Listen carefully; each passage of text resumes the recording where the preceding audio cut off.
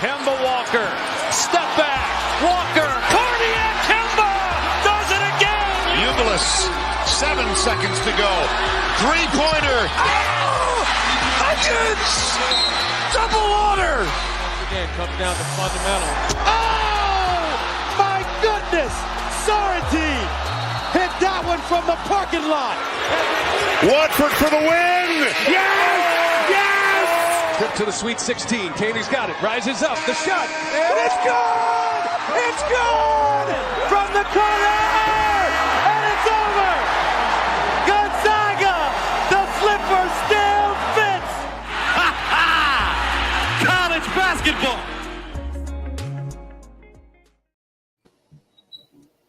Dan Told, welcome back. Good to have you back, my man. Absolutely. Mega State tomorrow. If I'm going to keep doing this, you got to get the Drew Nicholas shot in that intro. All right. Well, we could work that. I'm sure we could.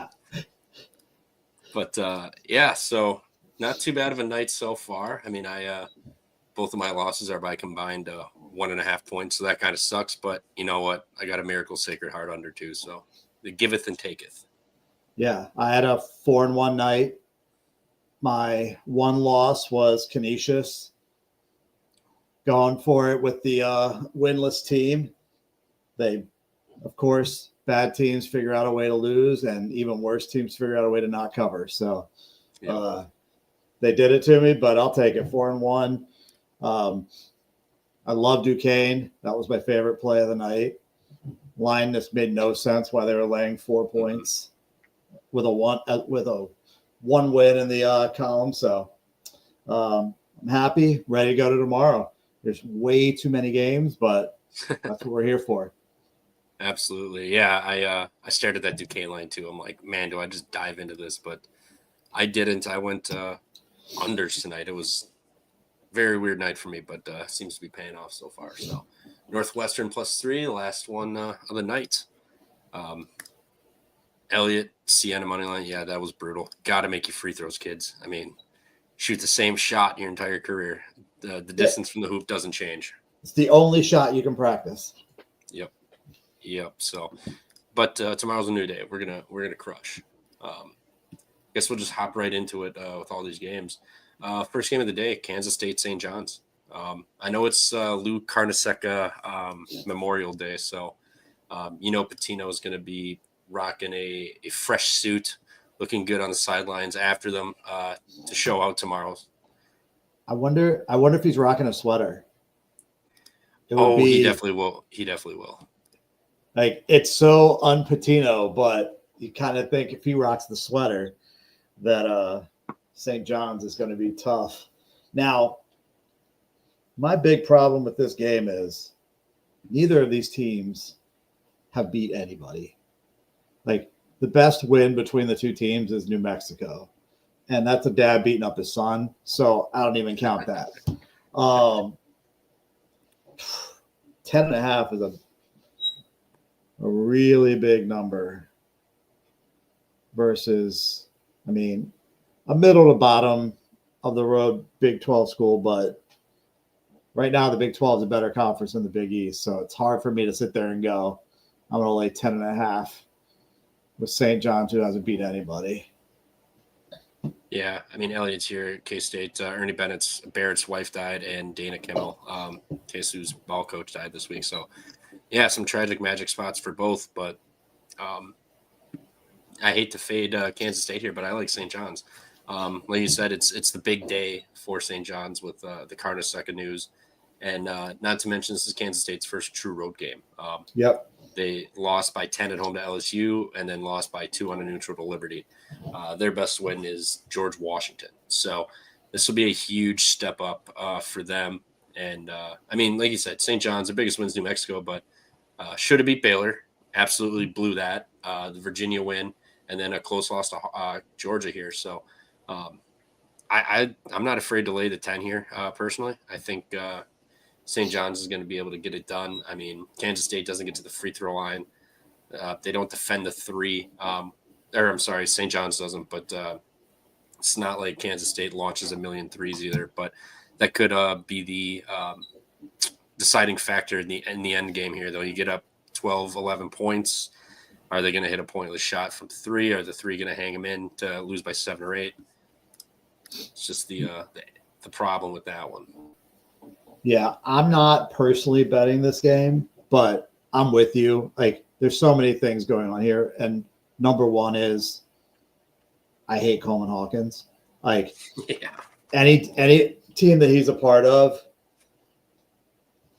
like, underachieves. So I don't see this being the day they come in and rock the world of St. John's, but I don't feel good laying double digits with St. John's either, so that's why I'm staying off of it.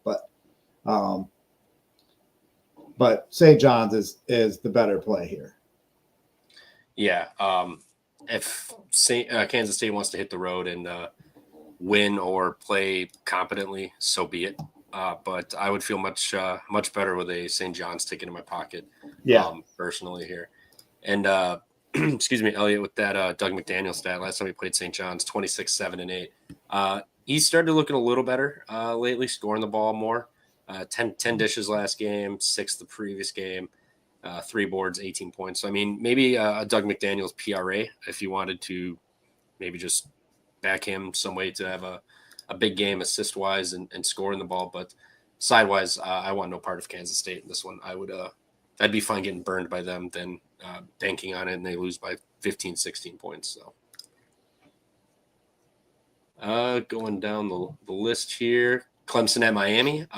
Clemson, after the big win, hitting the road to Miami, where they've just been abysmal.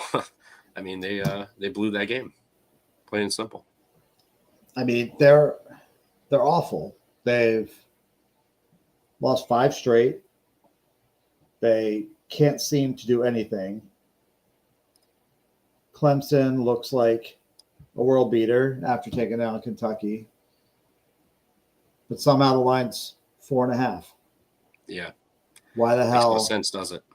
No, I mean, it makes me want to vomit, but I mean, I have to play Miami. Like this Yes. 4.5 is just vomit inducing, and like that money line is looking good too. So I mean, conference games are like the home team has such an advantage. If they're getting points, I mean, you kind of got to take it. I'm with you. It's disgusting. It's putrid. But Miami is the spot here. I mean, they should have beaten Arkansas. There's no reason or excuse as to why they didn't. But you get Clemson. I mean, granted, they did hit the road to Boise State. They got shellacked by 13. That game wasn't as close as that score projected as of late at late. But Miami, they got to get one of these games. They're going to play Tennessee on a neutral next. You got to go in with some positive momentum against Tennessee, or they're going to get drilled by 30 points. So, yeah, it's Miami. Yeah. Would you stick with the points, or would you just say straight up money line? I must-have game. I mean, they did cover that last game, but that's 5-point dogs. But they had that game led throughout 37 minutes of it. Yeah, I worry about their ability to close. They got crushed in the second half against Arkansas. So, I mean, I would feel more comfortable with the points, but I do think this is a good money line spot. But I mean, really, if I was getting plus 200, I might be more on board. But like the what you're getting for the 165 or 168 I'm looking at right now is I'll be more conservative. It's going to be my first bet of the day, so I'd rather not get sucked out by Clemson winning by 2 and take my win and go home. So I'm going to play the points, but I think the money line is just as good a play. Yep, I'm with you. This is a perfect candidate for a money line round robin dog to add in early in the day, in my opinion. Yep, must-have game. They gotta show up and close eventually. So that's where I would sit with that one personally. A little Big Ten action here. Rutgers is heading to Ohio State. Ohio State's laying 5.5. And this was brutal showing last time from Ohio State. They got shellacked by your Terps. They jumped all over them. I'm going to sit here and say that it's just that Maryland's that good. But, I mean, Ohio State played a terrible first half. And what I do appreciate is they fought in the second half. They didn't just lay down. They played a much better second half. Now, obviously, Maryland was missing shots they weren't missing in the first half. But, again, I look at this as the angle of Rutgers has their freshman stars, and they're about to play their first road Big Ten game after Ohio State got their teeth kicked in on the road. Yep. Like, this is Ohio State's smash spot, in my opinion, is they are not – I mean, they can't lose this game. No. The one thing I do hate is it's that 5.5 number. It's just a weird number. KenPom's got this Ohio State by 9, and the books are listing it at 5.5, which is a little suspicious in my opinion here. I mean, they base their numbers off of KenPom a bit. So the fact that we're getting such a huge discrepancy is a little bit of a red flag for me, which would lead me into liking Rutgers, considering everybody will be on Ohio State to bounce back and not get smashed. Rutgers freshmen have looked really, really good. Nothing has really phased them, in my opinion, like from what we've seen. I mean, they went, granted, those were some neutrals, but Alabama, they went toe-to-toe with. I got to relog into this KenPom. But they went toe-to-toe with these teams and played damn good. Notre Dame, they didn't fold late, even though they started to. I mean, they were leading, and then all of a sudden, it was back and forth, and all of a sudden, Notre Dame grabbed that momentum, and they weren't fazed by it. They showed back up and closed that game out. So I kind of think I'm gonna battle you with this one. I think I like Rutgers here, solely off of the weird spot, weird number. I don't know that. I mean, as we talk through it, and as I look through the last games that Rutgers has played, yeah, they lost, but they hung with teams way better than Ohio State, and maybe Ohio State just sucks. Yeah. I mean, they've started the season well, but so I don't know that I'm going to force myself into betting this, but so I'll take Ohio State, but I'll cheer for you, because if you're going to bet it, I'll let you have it. Sounds good. Oh, just saw Huff's comment. Yeah, I'm going to write it down. I'm not necessarily betting this, but it's a weird number. For a fact everyone's going to be all over Ohio State. It's a weird number. And it's gone up. Has it?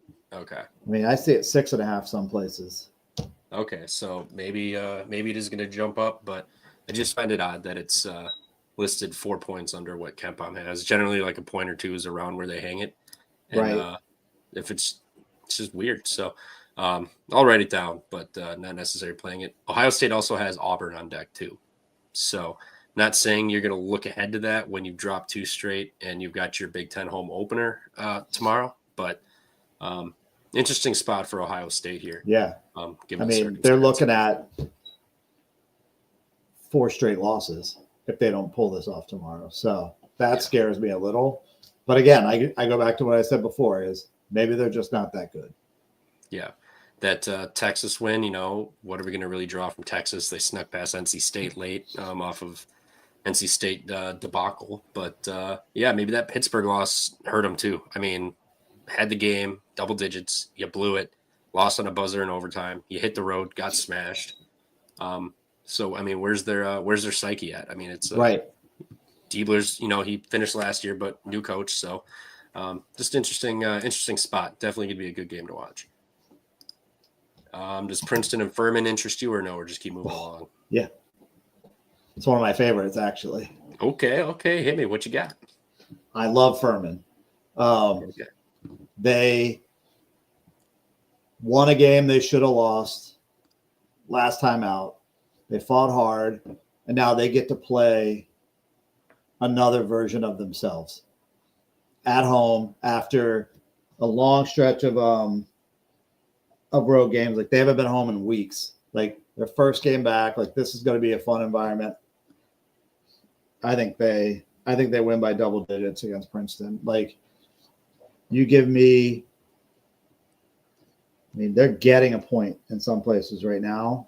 Yep. So let's do 1.5. 1.5. Yeah.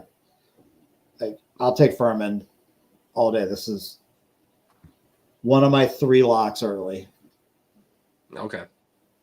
Yeah, I mean, I don't disagree with you at all. I mean, Princeton's one of the shortest teams in the country too, against a decently sized Furman team as well, who's back home. Princeton just had the big St. Joe's win on the road, and then you're going to follow it up right away by hitting the road again. Yep. I'm with you. I like Furman. This feels like a good spot. They played Kansas tough. They covered.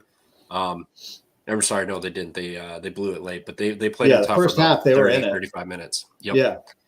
Yeah. Yeah, so I mean, beat Seattle, whatever you think of Seattle. Won a game they shouldn't have won. Now you're coming back home finally, and I think it's a good spot. I'm with you. I really like Furman. It's one of my stars. I'll probably just take money line, and if they lose by a point, then so be it. I'll eat that. But this is. I have it tagged as money line too, so that's how I'm betting it. Love it. All right, moving along. Nebraska at Michigan State. Now, Michigan State won 11-22 from 3 last game. I know. That's what I've written down. They can shoot again. Yeah, I mean, granted, it was Minnesota. I bet Minnesota that game. I kind of like the spot. Coming off of Maui, you can't shoot already. It's going to be a sluggish game. 4.5 with the home team I liked, but Minnesota just sucks. I mean, they're bad. And Michigan State, have they corrected it? They still shoot sub 26% from 3, but it's not like Nebraska has a lights out 3-point defense. They're giving up the 3rd most points from 3s to opponents. 46.6% of points coming from 3. So if Michigan State has righted the ship and they can hit 3s, they are going to smoke Nebraska, in my opinion. I agree 100%. And again, you get Izzo at home. That's good for about 2 to 3 calls, which gets you 6 to 7 points. So if you've got this as even, then you take the Izzo factor.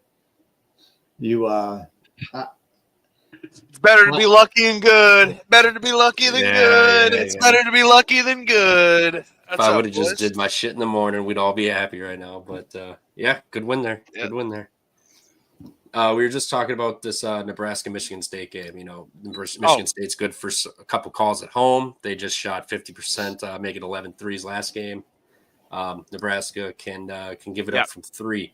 So has Michigan State righted the ship? Nothing else you need to say other than Izzo at home, 6.5. That thing will be 8 to 10 by tomorrow. Probably not 10, but definitely 8. I like the 6.5 already. That was something I wrote down. I don't know how far you guys got. We just got into it. I was kind of leaning the same way here with that one. I like Michigan State at home. Coming home finally.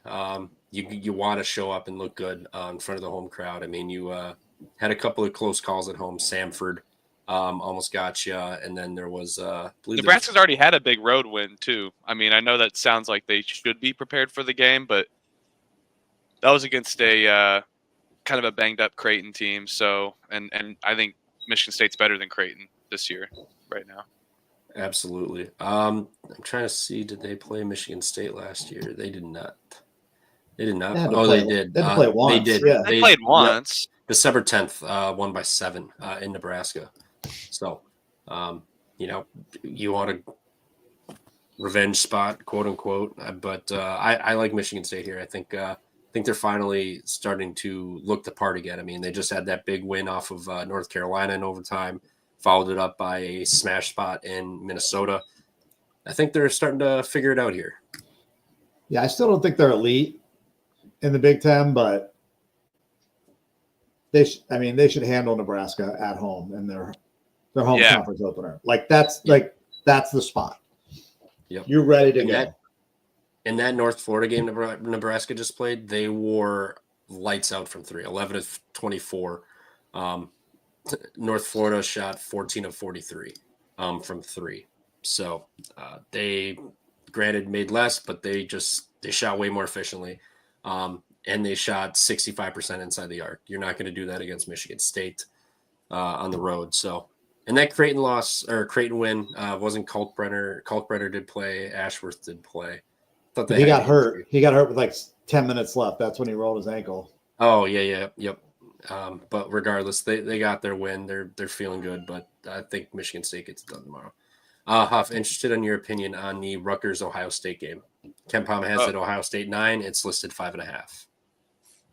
Yeah, I'd probably have to go Rutgers here, but I'm not betting 2 Big Ten games at the noon spot, so I'd rather just bet Michigan State personally.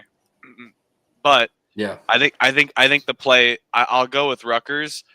The thing is, in this college basketball, it's a weird sport. A team that just lost by almost 50 points to Dan Told's team down there in College Park.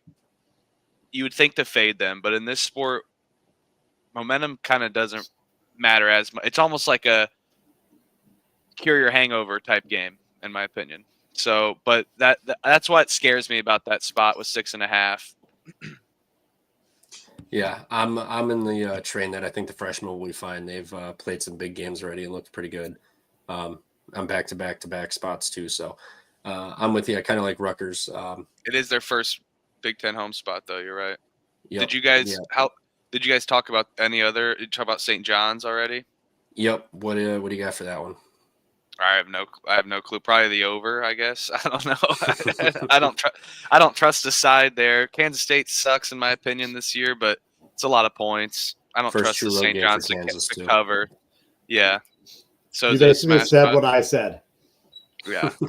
I like St. John's. I like St. John's for what it is. I like St. John's, but I'm not even writing that one down personally. I'll write the over down. But fair. With 100 games, I'm not chasing that one. Yeah, I hate on these Saturday. I hate having like 3 games at noon. It just freaks me out all the time. So I like Michigan State the best. But have you guys talked Rhode Island Providence? No, I was just about to bring that up. This is a Rhode Island money line. That is a starred game for me. This is a Rhode Island money line game if I've ever seen one. I mean, ready to battle. I think it's Providence too. I'm all over Providence. Really? I like Rhode Island. I had Rhode Island against Yale. That was an insane cover. I took them just money line because it got down to like 1.5 before the tip, but still an insane money line. I just think more so that Rhode Island's probably the better team, but like, and this place will go up for this, but 8-0, how long can you go? You know? Yeah, and if you look at their coming schedule, like if they win this game, they're probably 13-0 going into the A10, and that's not happening. And Bryce Hopkins, second game back, he had a great game in limited minutes. He's going to go up. Like I think Providence gets a bump, and this is the point where you kind of hit your little dip for Rhode Island, and they bounce back. But I mean, they have Brown, another rivalry coming up, but like they've got a pretty cush schedule coming after this, so they're going to lose. It's this one. I think Providence too is another spot where you want to fade off a road like a big win, but I think that was kind of like let's play some basketball, and then that's what I hope the locker room gathers from this. You get your best player back. It's a bump. I feel like a heel taking Providence though, because I don't know. I want to root for Rhode Island. Even Archie Miller. I want to root for that story and root for those guys. I think Rhode Island's got a good ball team and they're probably winning the A10. They'll be battling with Dayton and others. All right. Well, I disagree with everything you boys said. I like Rhode Island here. I mean, this is biggest game of the year for them. They just beat Yale by 6 at home. Now they get Providence at home. Providence off of a BYU shellacking. And after you do that, you hit the road immediately to an in-state rival. Rhode Island is really good. They like to push the tempo, push pace, play fast, where Providence doesn't. So that could put Providence a little out of sorts here. Actually, what is the total for this? 146. That seems pretty high for a score where Providence was going to get their style of game, that it being 146. I think Rhode Island gets their style. Rhode Island gets to the free throw line a lot, where Providence, fouls you a fair amount. Providence struggles at the free throw line. Rhode Island really defends the three, where Providence, lives. If the threes aren't falling for Providence, they're in big, big trouble, in my opinion. I know you got Bryce Hopkins back. That's obviously a bump. They used the bump game for BYU. That's why he didn't play in the MTE. So I think Rhode Island gets this one here, and then they turn around and immediately drop it on their first road game at Brown. Hey, Trevor, when you take a bump, what's the next thing you want? Another bump. Go Providence. They're doubling up. All right, let's battle. This is starting. This is on my card. PG-13 rated R this stream. All right, let's go. I mean, Rhode Island, I think, is probably the better team on paper, but I feel like this is big brother for the little state. And looking at straight up numbers, that's why I think Rhode Island will get up for this game. The spread's telling.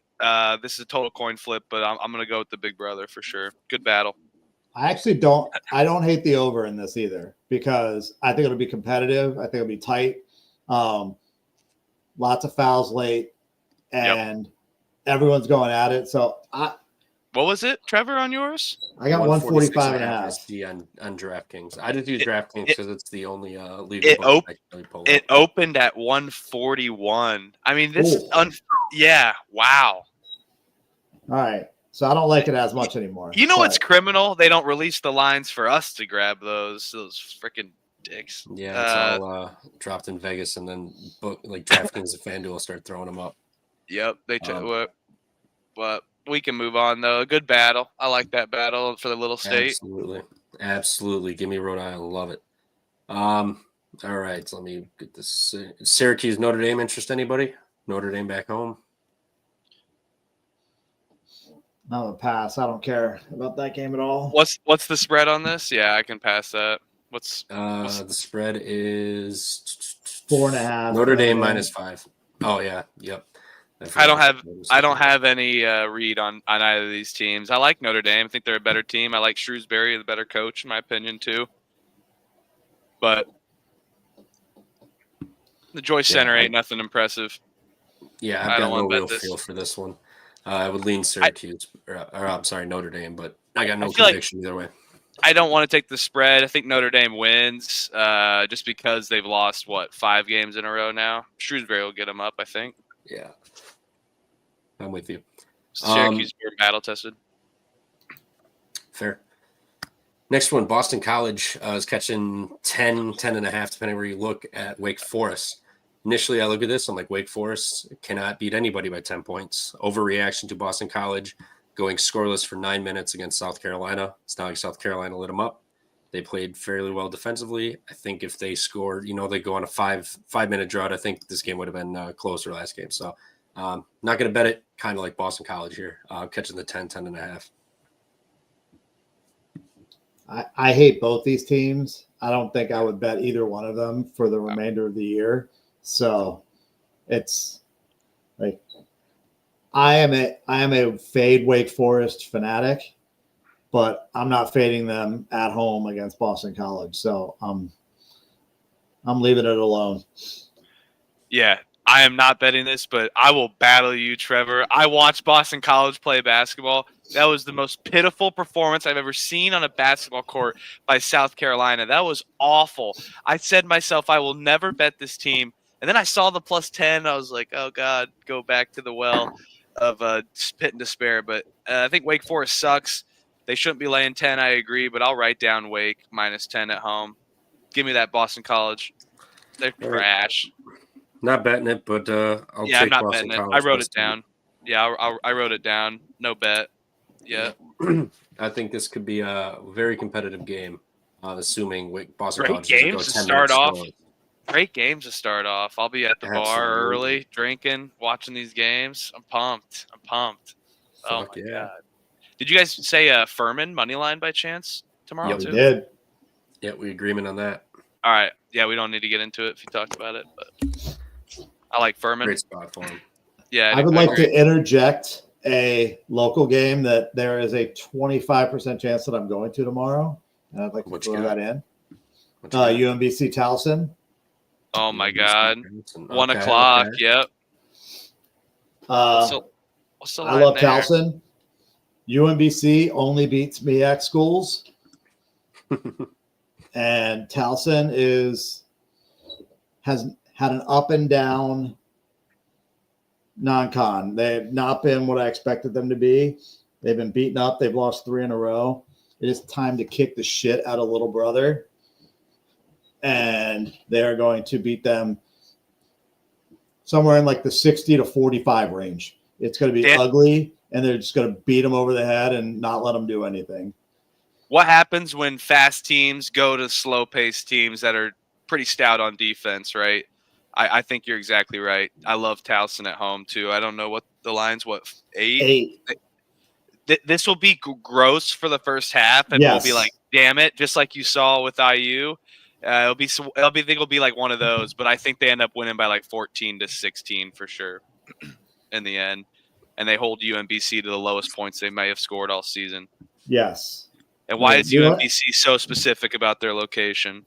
Because University they of have to Maryland, be. Baltimore County. Because I'm College seeing Park does Towson- not want to claim them. That's good to know. Towson's laying 8 in this one. I'm seeing it on Bet365. I don't see it anywhere else listed here. So we already got some movement. Nebraska is up to +7, so that Michigan State line is on the move. If you want it, grab it now because it will keep moving. All right. So let's go to your neighborhood. Trevor, the Let's next do big it. game on the list, like maybe one of the best games of the day. Absolutely. Wow. Let's hear it, Trev. I'm letting you go. All right. Both teams off of a loss here. We got both off a loss. This is going to be – I think it's going to be a defensive-minded game. I think it's going to be just grind them out. Both these teams know each other. Both these coaches know each other. So it's not going to be any unfamiliarity here. Marquette, they played well against Iowa State. I mean, they clawed back, they tied it up, and then they just let it go late, thankfully for us. Wisconsin played tight against Michigan. Michigan didn't turn the ball over as much as they usually do. I mean, exactly what I said last time. It's like if they don't turn it over, 15, 20 times, they'll be fine. They turned it over 12, pulled out a 3-point win here. They did out-rebound the Badgers too, so that was a little concerning, but they also have 2 7-footers. So not really too worried. I mean, it does suck that we got out-rebounded at home, but what you going to do with two gigantic Sasquatches down low with Danny Wolf and Vlad? I think Wisconsin is going to be fine here to hang in, solely because I think this is going to be a more defensive-minded game. I don't think that it's going to be run and gun. Marquette will get whatever they want. I know the Badgers have been playing a little faster than what they usually do, so if it does turn into that, I think they'll be all right. But, I mean, John Tonji has been one of the better players in America so far this year. He's been lighting it up. Blackwell's been really, really good. Crowell's good. Nolan Winter, that 7-foot freshman. I believe he's a freshman at least. Nope, second year. He didn't do much last year, but he can shoot the ball too. We got shooters everywhere. Marquette's strong and physical. This is going to be an under and a tight game. I think Marquette probably wins by like 3 or 4, in my opinion, on this one. Badgers will hang in because of the free throws also. Best free throw shooting team in the country. That's going to be crucial in a tight game like this where points are, I don't want to say hard to come by, but they're not going to be flowing. So every point will matter.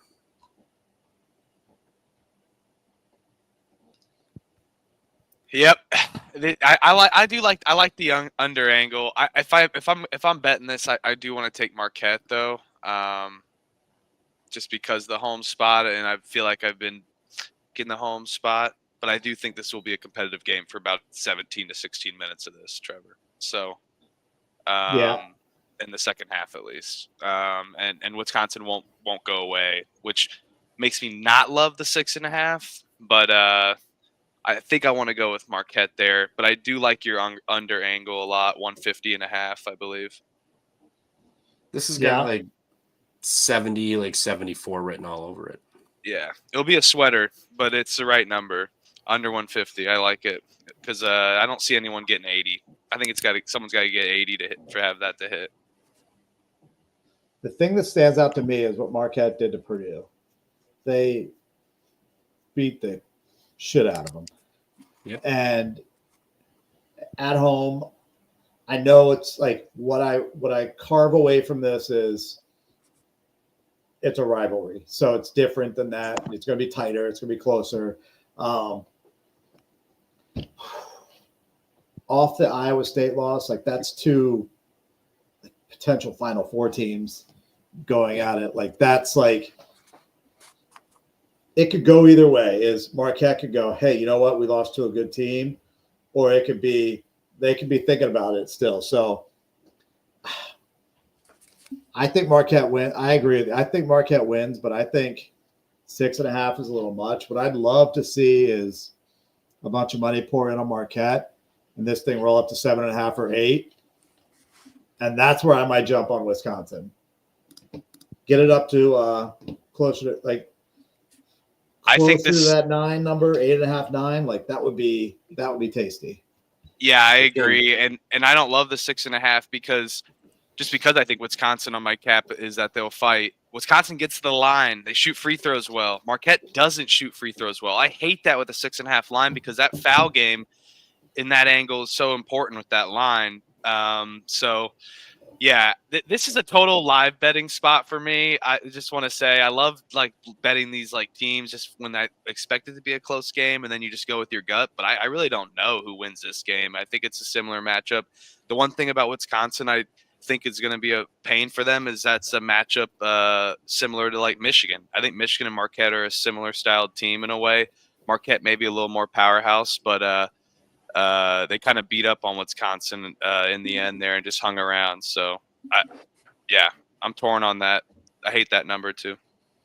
Oh God, I mean, this is sweaty. Yeah. Sorry, I'm sweating out this Northwestern game. Same. They're coming back. You guys need 3.5? 3. I got 4.5 live. Nice. Attaboy. Brooks Barnheiser. Been there forever. Marquette's off of that war at Iowa State too. Like that's a physical team. Wisconsin they don't play bitch ball either. I mean, they'll play physical with them. And the fact that this is an hour or so, 40 minutes away from Madison, they'll have fans there. This won't be dominated by Marquette. I think it'll probably be like 60-40, 65-35, something like that. But Badgers will have fans in the house. So absolutely. This game opened at Wisconsin 7.5, 148.5 total. So and a plus 260 on the money line. So money line has moved down to Wisconsin. Line's moved up, and spread has also moved towards Wisconsin. So, granted, doesn't mean shit, but it's just where it's sitting at. So a little bit of movement on that so far, but the under would probably be my favorite play in this one. If they're gonna run and gun and score at will, fine. It'll be a very fun and entertaining game, but Trevor, I like the under. I watched the Marquette Iowa State game, like the whole game. Marquette is physical, man. They beat the shit. I know they beat the shit out of people, man. Yeah. Wisconsin's got to get up for that. They bloodied a dude. I know it was incidental, but like Iowa State looked like a blade in the someone's blade, and like it just was blood. I mean, so bloody. It was. I've never seen that much blood in a basketball game from the forehead. It was. I'll wild. counter that. Wisconsin played Pitt. Pitt's no bitch either. I mean, they play physical, so I think they'll be prepared. Obviously, I don't think they're as physical as Marquette, but they've been through this. It's not like and they just went through a Big Ten war. So both teams, I think, come in a little prepared for a physical game here as well. Wisconsin will get the foul calls too. They'll probably lead. They'll be at the free throw line more, even on the away spot. I think they just get to the line. They're good at it. Yep, absolutely. Next here, any Albany, Boston, interest anybody or keep her moving? What's the spread there? Oh, Boston's horrible, but Albany is hungover from their Columbia win. Yep. So. I don't see Boston -2. Boston -2. I would lean the Boston side just at home, and Albany off of that big win over what was that unranked or undefeated? Who do they just play? I forgot. Columbia. They just beat Columbia 9 on the road. I think they're hungover off it as well, and the line's telling you because Boston's horrible. I think Albany should be favored. Maybe Albany catches some smoke and steam, but they're probably not because it's going to be one of the least bet games tomorrow. Yeah, but I still like Boston. Just solely on the spot, I like it. I mean, Albany's defense isn't great either, so this could be a battle of the shits. But I kind of like the Boston shit a little more, given the spot and the situation. Aren't they both? Are they both dogs? Terriers versus Great Danes. Yeah, so it's a huge ass dog against a little yapper dog. Yeah, I know. Let's go with the yapper dog. Let's go. Yeah, all right. The yapper's gonna snip those paws and feet and I'd rather bet Towson with Dantle than that Boston angle. I'll ride Towson with you. Fuck it. I wrote it down. My God, East Carolina's playing South Carolina. All right. Yeah, South Carolina. What they need is North Carolina playing West Carolina next, and then we're all set. Yeah, that would be. Yeah, give me Western Carolina on that one. The Cardinal directional MTE, another money laundering scheme for North Carolina. Let's do it. I love it. Not for North Carolina specifically. I take that back. Love the people in North Carolina. Let's do, well, the 1 o'clock slate's pretty much good. Oh, Michigan versus Iowa. That's a good game. Oh, I have that one circled. Give me Michigan. Yeah, I agree. Iowa just hit a fucking half-court heave to win that game. This is Michigan. I mean, they're playing way better. Very good. It's a classic spot. Is you get the road win. I mean, you get the home win. You go on the road. You lose that one. You're 1-1. You're happy. They're not like 8.5 is a big number, but I think Michigan's got the and Iowa's not impressive this year, no. In my opinion. They're not. I like Thelwell. I like their additions. Sanfort's great, obviously. Freeman's great, but they're just not a cohesive group when I watch them. And they should have lost that game against Northwestern. I know they should have. They should have lost that game. I mean, and it's a tough play. Michigan's got Dusty May's got those guys returning. It's not the same Juwan Howard game that we saw at whatever it is, Chrysler, I think it is. So yeah, this place is gonna be rocking, man. 2 p.m. Yep. Michigan don't care about their football team no more, but their basketball team's good. So Michigan's hungover. You know, they're not hungover, but the students are hungover from their Ohio State win. But they know that they got a good basketball team. This place is gonna be rocking. Michigan by 10, for sure. Yep, I'm with you. Iowa has not left home. I mean, they played a neutral, but and they lost that game to Utah State. Michigan has some good wins. Should have beaten Wake Forest on that quote-unquote neutral. That was pretty much a home game for Wake. Should have beaten them. Beat TCU, beat Xavier and Wisconsin last 2 out too. So they've been living up to that schedule. They got Arkansas, Oklahoma on deck. A huge win over Iowa. Big Ten home opener as well. Feed me Michigan. It feels like a big spread for a reason. I mean, you normally don't get these big spreads, but this is a spot for Michigan to get it done. They've been really cutting down on those turnovers too. 10 against Xavier, 12 against Wisconsin. So they're kind of fixing this here. They were shitting the bed and giving it away 20 plus times a game. Now they're wrapping it up here. So I think good spot. Iowa off of a crazy win. Now you hit the road immediately for a Big Ten home opener. Bad spot. Give me Michigan. Presses me, so be it. It makes me like the value moving forward for the within their conference. But I need Iowa to prove me something. I agree. Let's go. Bear down or whatever they say. I don't know what those fucking guys do, but fuck them. Bunch of nerds. If they don't win my money tomorrow, I'm gonna really hate Michigan. Yeah. Come on, One team- Northwestern. One team playing at the, missed layup from oh, Boswell. missed For the layup. rack. For the rack, come on. Let's go. Oh, Trevor, you're ahead of me. You're ahead of me tonight. Oh, yeah. Yeah, Mine me I was too. ahead of on you. the turntables.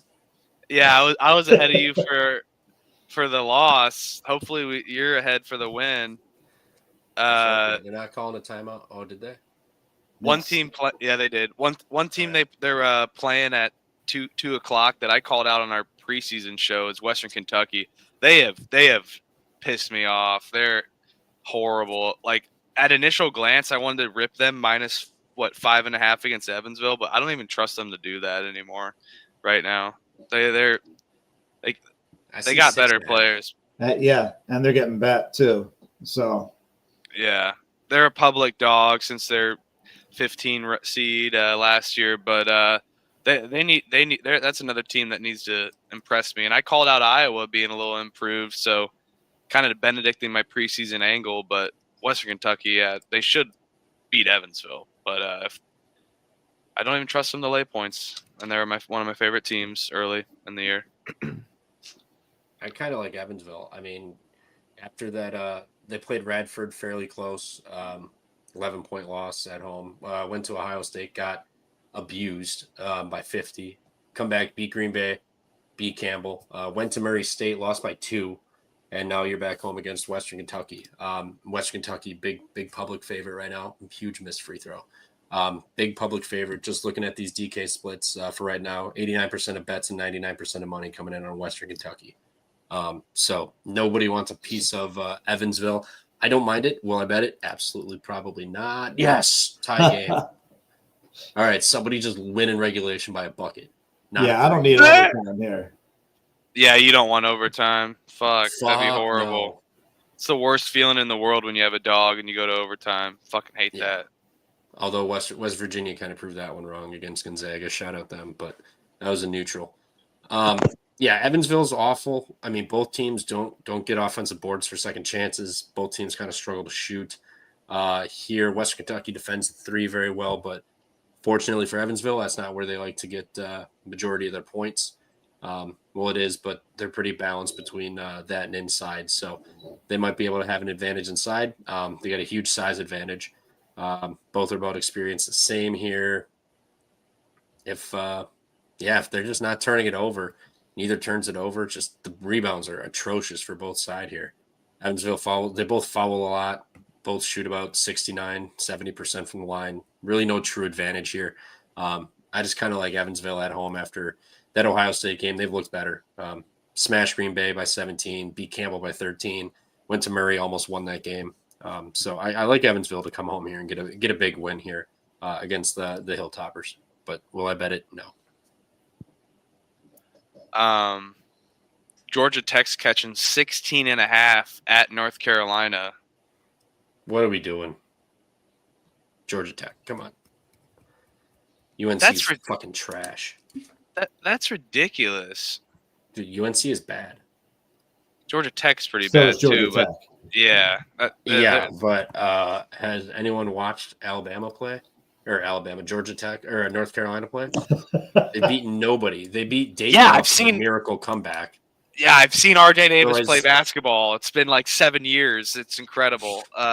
It's awful. North Carolina's wins are Hawaii, American, and Elon. They just played Auburn. They had I miracle think it's comeback a little against too Dayton. much. Just played Auburn. Lost to Auburn. Lost to Michigan State. Lost to Alabama. Now you got Georgia Tech coming in, who just lost to Oklahoma on the road. So back-to-back travel spot, not ideal. But North Carolina is not. If they're going to sink 23s, so be it. And they're not going to do that. They're going to win by like 7 points, maybe. Oh, here we go, Northwestern. Here we go, boys. 10 seconds. I'll Dude, you are maintain way ahead of Okay. me. No emotions coming from me.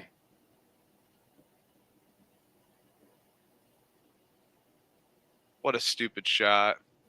Selfish. I'm a fan of a timeout there, but that's just me. You had two. You have 2 timeouts, Doug Collins. What are you doing? I think it's too many points for Georgia Tech, and I think North Carolina will be public. I'm not betting this until tip-off. I can't wait to see fucking Georgia Tech like plus 19 or 18. It's be great. Yeah. Elliot likes the over here. I can't blame you. I like that too. North Carolina plays zero defense. What's this total here? And if you like the over, I think 140. Nope. I don't see North Carolina scoring, blowing Georgia Tech out then. But yeah. Let's go ACC aficionado though. You got to give your opinion on this. You know, you said Georgia Tech stinks, and then we got another big ACC game at 2 p.m. Eastern too. Former ACC aficionado. I mean, I hate Carolina, but God, I don't know what to do with this Georgia Tech team. This is one that I looked at and I was like, I need to make better decisions in my life if I'm betting this game, because the line is telling me that Carolina is going to destroy them. And might be right. I just don't see, like, Carolina's lost 3 straight to 3 really good teams. Like that, there has to be a turnaround at some point. They're not going to just keep losing. This is ACC. This is their bread and butter. Like, I'm not betting either side in this. Like, just because if this was Carolina, God, I'd almost rather be Carolina minus 20, because then I could at least do something with that, and I would bet Carolina. But this number is so ugly. This backdoor is written all over it. There's everything. So, like, you guys have fun with it. I don't know what to do here at all. What about Pitt at Blacksburg? Rounding this one up, I think Elliot's on the right side. Over or nothing. What Elliot say? Over or nothing? Yeah, like that. It's 160. If you made me pick something that game, I would do Carolina team total. That's probably a good call. Not a bad look, yeah. Because but like, I don't also, think I don't Georgia like Tech can Damon defend. Stoudemire, but Hubert Davis, I don't know if he's – I don't know. Yeah. Georgia Tech, they got drilled at Cincinnati, too. It does scare me. That's why I said I'm not betting this until the tip-off. Oh, I'll take them like a plus 20-something spot. That'd be great. Let's see if I can find a team total line. If it's 160, usually it has them. If it's 163 and they're laying 15, it'll probably be around 88 to 90. That might be heavy, but I mean, Cincinnati put 81 on them, so maybe 86. It could be like 86 to 88 right now. But if you think they score 90, I think it's worth it, and they probably could. First half team total might be a play. If you think that, because I'll be always around like 40 something, and they could probably score 42 in the first half. They're gonna want to send a message. Yeah. So, RJ Davis, time to go.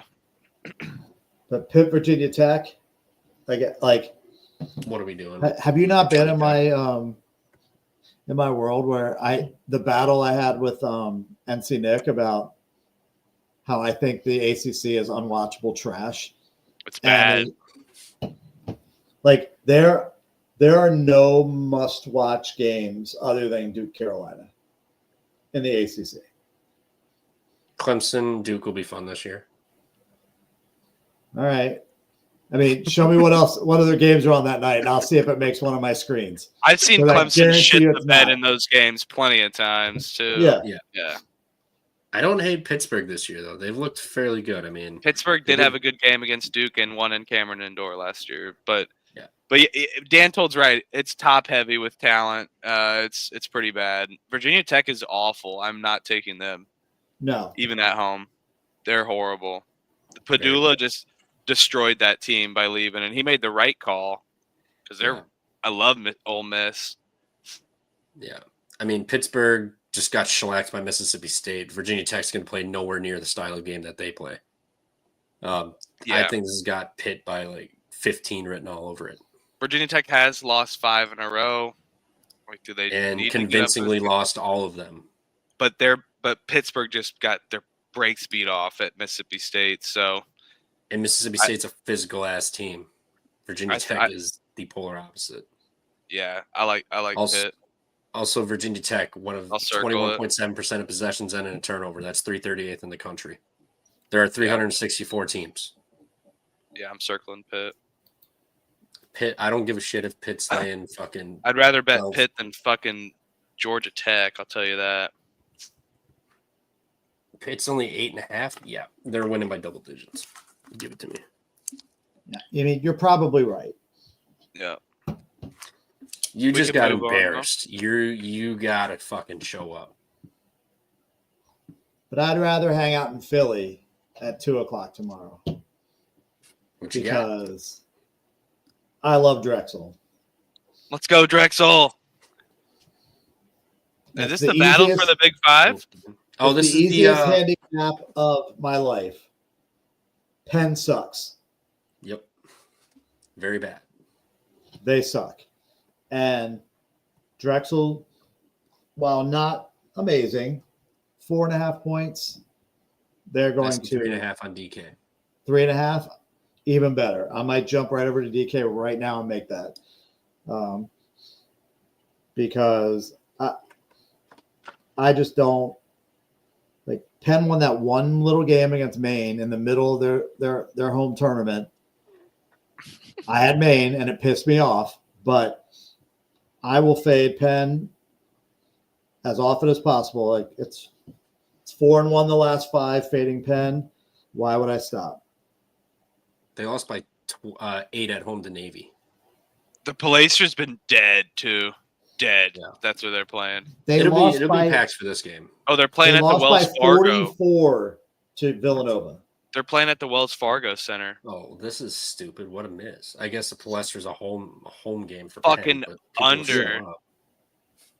Under. Yes. NBA arena. 2 dog shit teams that Dre- play I love 300th in pace. want some respect for Drexel. I like Drexel. I like Drexel this year. I like them. I know they've played teams tough in the games that they lost, I'll say. Like, look at the teams that Penn has beat. Maine is the only team that has a pulse. Yeah. Man.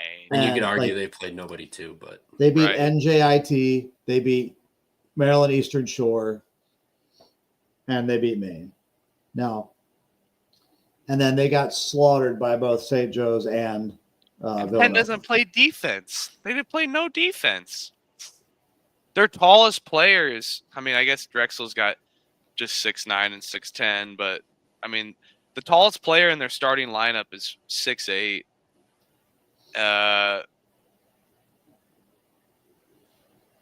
I like Drexel. I'm with you. Dan told that's got. And if you don't think a dragon kicks the shit out of a Quaker, then Yeah, what's the total on this game? probably something Yeah, let's horrible. start it up. 130 something, I 136. bet. Yeah, 135. Yeah. yeah. I don't mind that under. I mean, this has got like 70, like 62, somewhere around there. I mean, Penn is one of the worst defenses and offenses in the country. They can't shoot. Majority of their points come from the free throw line. Guess what? Drexel don't follow you. Drexel likes to shoot the 3, and Penn's one of the worst 3-point defensive teams in the country. They allow 43% shooting and give up almost their 40% of points from the 3. Size advantage inside, 2 to go inside. This is Drexel. I don't care if it's a in-state / Philly 5 rivalry. Drexel's going to get this done. I may double bet this with Drexel and the under. Love it. I may just do Drexel money line with under 136, get some plus money, and then just bet them minus 3.5 also. If Penn wins, so be it. So be it. Berg would Love kill it. you for that. You know that. Is not his favorite thing, double betting a game? I don't think so. Yeah, you can Set split yourself units. If you split units, I think that's okay. Yeah. Yeah, I mean, Splitting units like- is better I like than both- two I like double both. results I like both. to kill your If I had parlay. to choose one, I would like Drexel minus the 3.5 more than the under, but Like I just don't see. if I the was point. splitting it, I would split a half on the Drexel money line and then do half on the spread and the under. That way, you could. What you'd hate is Drexel wins by 3 and you lose them both. Yeah. Well, if I have Drexel money line in the under, That's I true. just- Yeah. I was just trying to juice up the under to some plus money to make it even more Got it.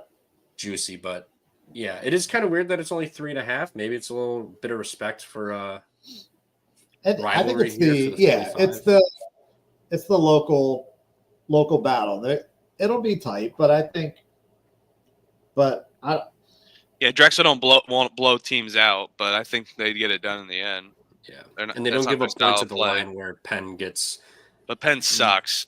yeah, Penn sucks. 23% of their points at the line, and Drexel's one of the best at not sending you to the line. So, yeah, I like that one here. Can I interest you in a square play? I will take South Dakota. I'm writing down South Dakota, but I also like the over in the game. Northern Arizona has a small or one of the slowest possession lengths in the country, but South Dakota has no defense. NAU has no defense, and South Dakota is going to push the pace. So I think this game will be in the 80s for sure. And I already see it juiced to the under, so maybe even wait to take the 150s because I think people are overcompensating for Northern Arizona's pace. So yeah, give me South Dakota even, and I'll do your little double dance, Trevor, on South Dakota and the over. But gotta figure out which one to bet. South Dakota's probably the square play because they're kind of like a public dog, but there's gonna be points. in this Heading to game, too. elevation. actually, I see South Dakota laying points now. Yeah, I see him minus 1.5. Yep. Where did this open? Oof. It's a big number. It is, and I just want to say,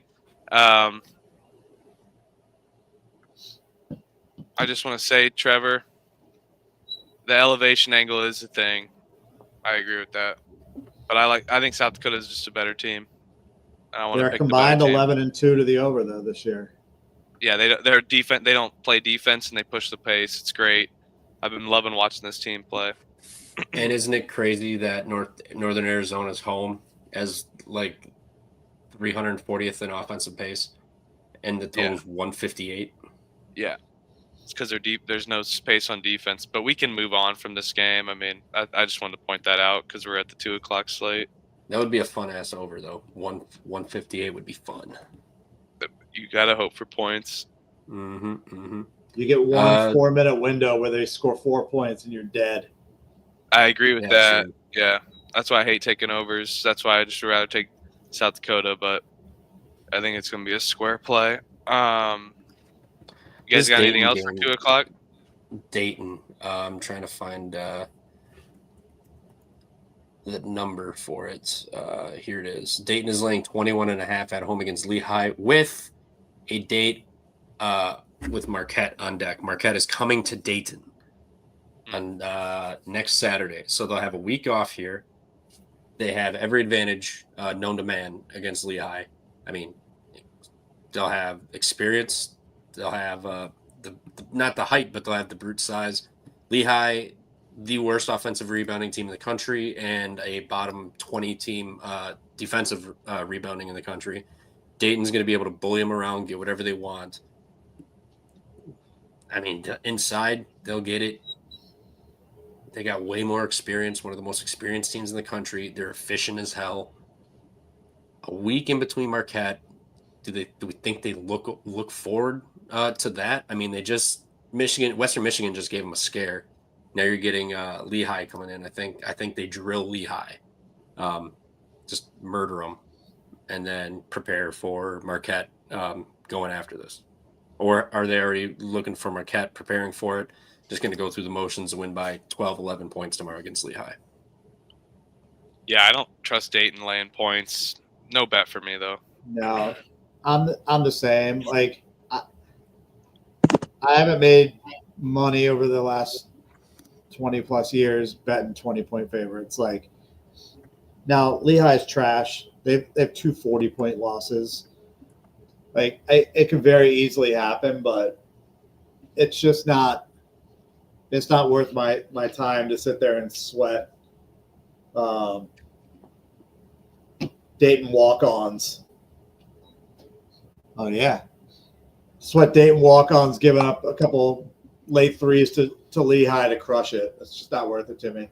Well, I watched Dayton against Ball State. I've watched them against Western Michigan. I don't know. But I don't want to put money on Lehigh either, unless they got C.J. McCollum back. But that's probably it. Northwestern boys outright.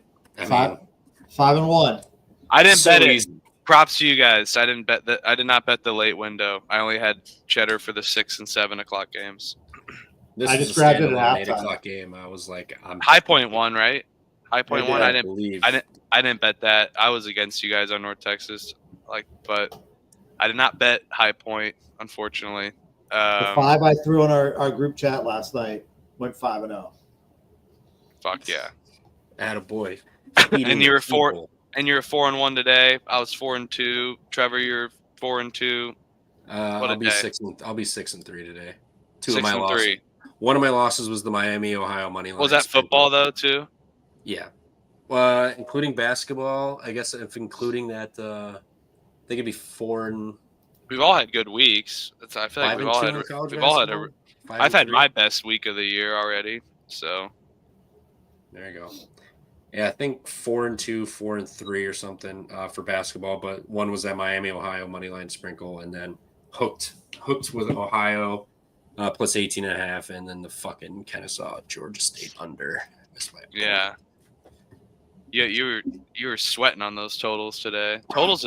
They're always the sweatiest bet. I swear to God. It's no fun. As you're sitting there, you're just like. I bet on the like, totals just because I feel like that's a way to tease it almost. Like if you expect there to be points, it could just go up, and then when they start off super hot, it always just gets overcorrection, especially in the second half, or the 20-point angle of 20 points or 15 points higher than the actual total. It'll probably go under to correct back to the line the original books made. So, or the original line the books made. So, yeah. But anyway, anyone got anything else on 2, or we can move to 3 to 4 Eastern? Yeah. Let's move are on. you talking 2 Eastern? Yeah. Never mind. I'm looking at Kempom. Yeah, this is already Eastern. Really nothing for me. I don't have anything for 2 else. No, I got nothing. We talked Pittsburgh, Virginia at SMU. Oh yeah, we talked about this the other day. Virginia's playing ridiculous pace. They just played Florida. They got SMU, and then Memphis after Bethune-Cookman. So including Florida, 3 of their next 4 were pretty pace teams. What's this Virginia SMU over? 135.5. Yeah, you got 135. Florida was 133. I see on DraftKings. Yeah, laying 11 with the 135 total. Wow. I think it goes over. I mean, they're gonna force them to play fast. It's Virginia's on the road again. But can Virginia break 60? Yeah, that's the they question. Just did versus Florida. I don't think so. They put up 69. Well, can they do it again? Fair. I mean, what was it? How'd they shoot? Virginia. They broke 18 of 36 inside the arc, 8 of 21 from 3, 9 Dude, of 10 they were clipping that first half. I watched that game. They were playing good that first half. They were in control of that game. I think they put up 34 in the first half. Yeah, I mean they shot 45 and 38.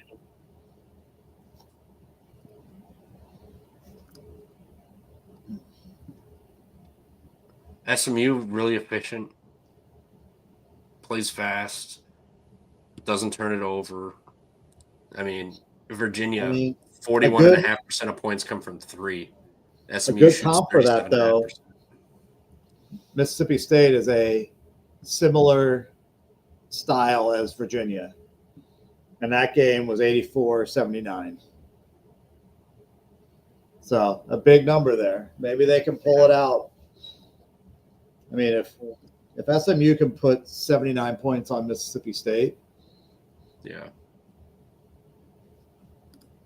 Yeah, I mean, if I'm doing anything here, I'm just taking SMU. Fair. Yeah, I mean, kind of weird that it's the exact same total almost. It's like 2 points higher, so it's a little odd. But I mean, SMU they score points, man. I mean, 101 on Alabama State. Congratulations, 77-60 on Washington State on a neutral. They put up 79 on Mississippi State. Went on the road 70 to Butler. They allowed 81. So I mean, it's not like they play crazy good defense. I mean, Cal Baptist put up 77 on a neutral. Prairie View got 70. Greensboro 70. I like this over, to be honest. I think they're going to force Virginia to push the pace. Fair. I mean, granted, turnovers won't be given away for, maybe SMU can force them because Virginia does turn it over a lot, but SMU is not going to give away free buckets here, so Virginia will have to earn them. But I just think it's just a low total because the name Virginia is on the board, and we saw what the Florida game did. Florida also plays fast. What is Florida? Yeah, 39. Florida is a lot better than SMU, though. Oh, way better. Way better. I don't disagree, but I think SMU can force the pace and they shoot good enough and play just enough shitty defense to allow points. Excuse me, in my opinion. And this is fake Virginia. Bennett left. I'm not to disparage. He knew the team sucked. This wasn't the same quality team that he used to have. It was the time to get away. So this isn't the team that's going to hold you down like a 58-52 game anymore. They don't have the same level of defense. But I look at this and I compare it to the St. John's game, where St. John's just beat the living hell out of Virginia. The total's cute, but I don't know that I want to be involved in any Virginia overs because they could put up a 45 any night.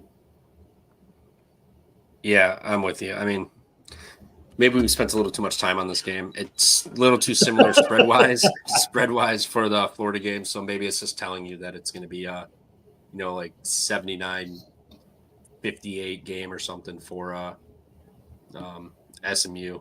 Maybe they just score a lot and Virginia just falls flat after shooting hot for their standard. SMU has covered the line in the last 26 games at 134 numbers. So yeah, it's a total bet on Virginia to be able to match them, or because if SMU scores 80,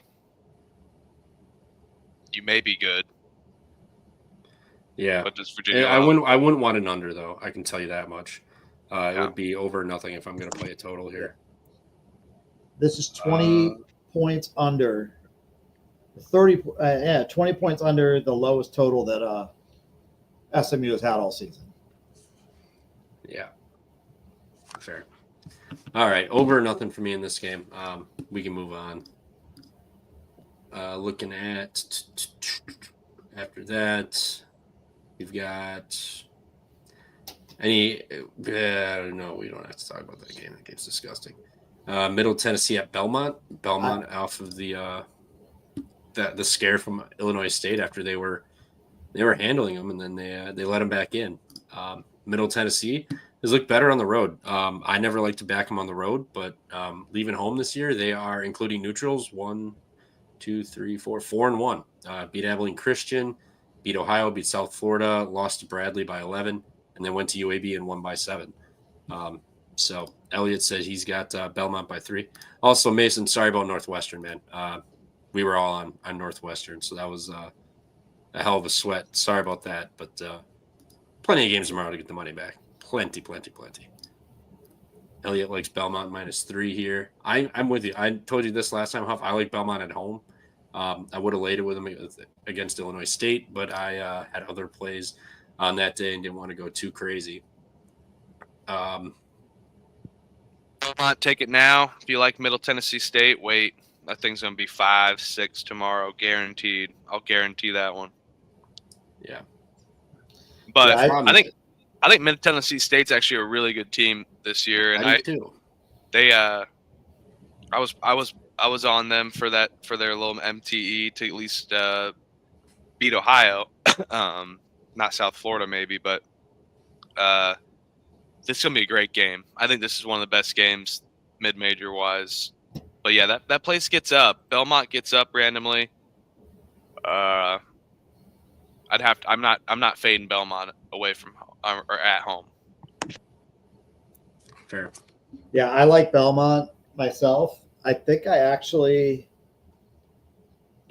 I don't like betting totals, but I do like this over. I think like Belmont can score.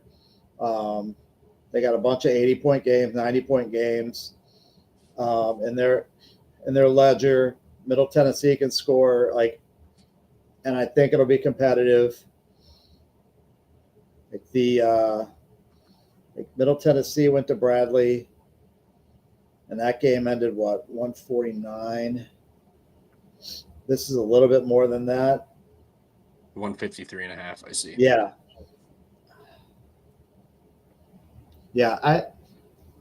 I agree. I think this line's going to move to about 2 possessions. So Fair. If you're going to bet Belmont, bet it now. But I might lean over on this one. I use that word purposefully. You can use Yeah, it here. no, it doesn't offend us. Yeah. I mean, the thing that could work for Middle Tennessee is they like to go inside and get shots inside the arc in the paint here. Terrible at shooting threes. Don't even really try at 336 or 301 and threes attempted per game.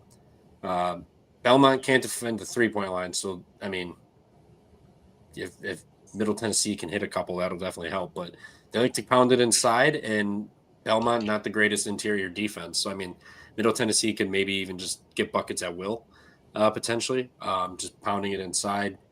They got experience. They got strong physical players. They shoot free throws better, but Belmont doesn't foul you really.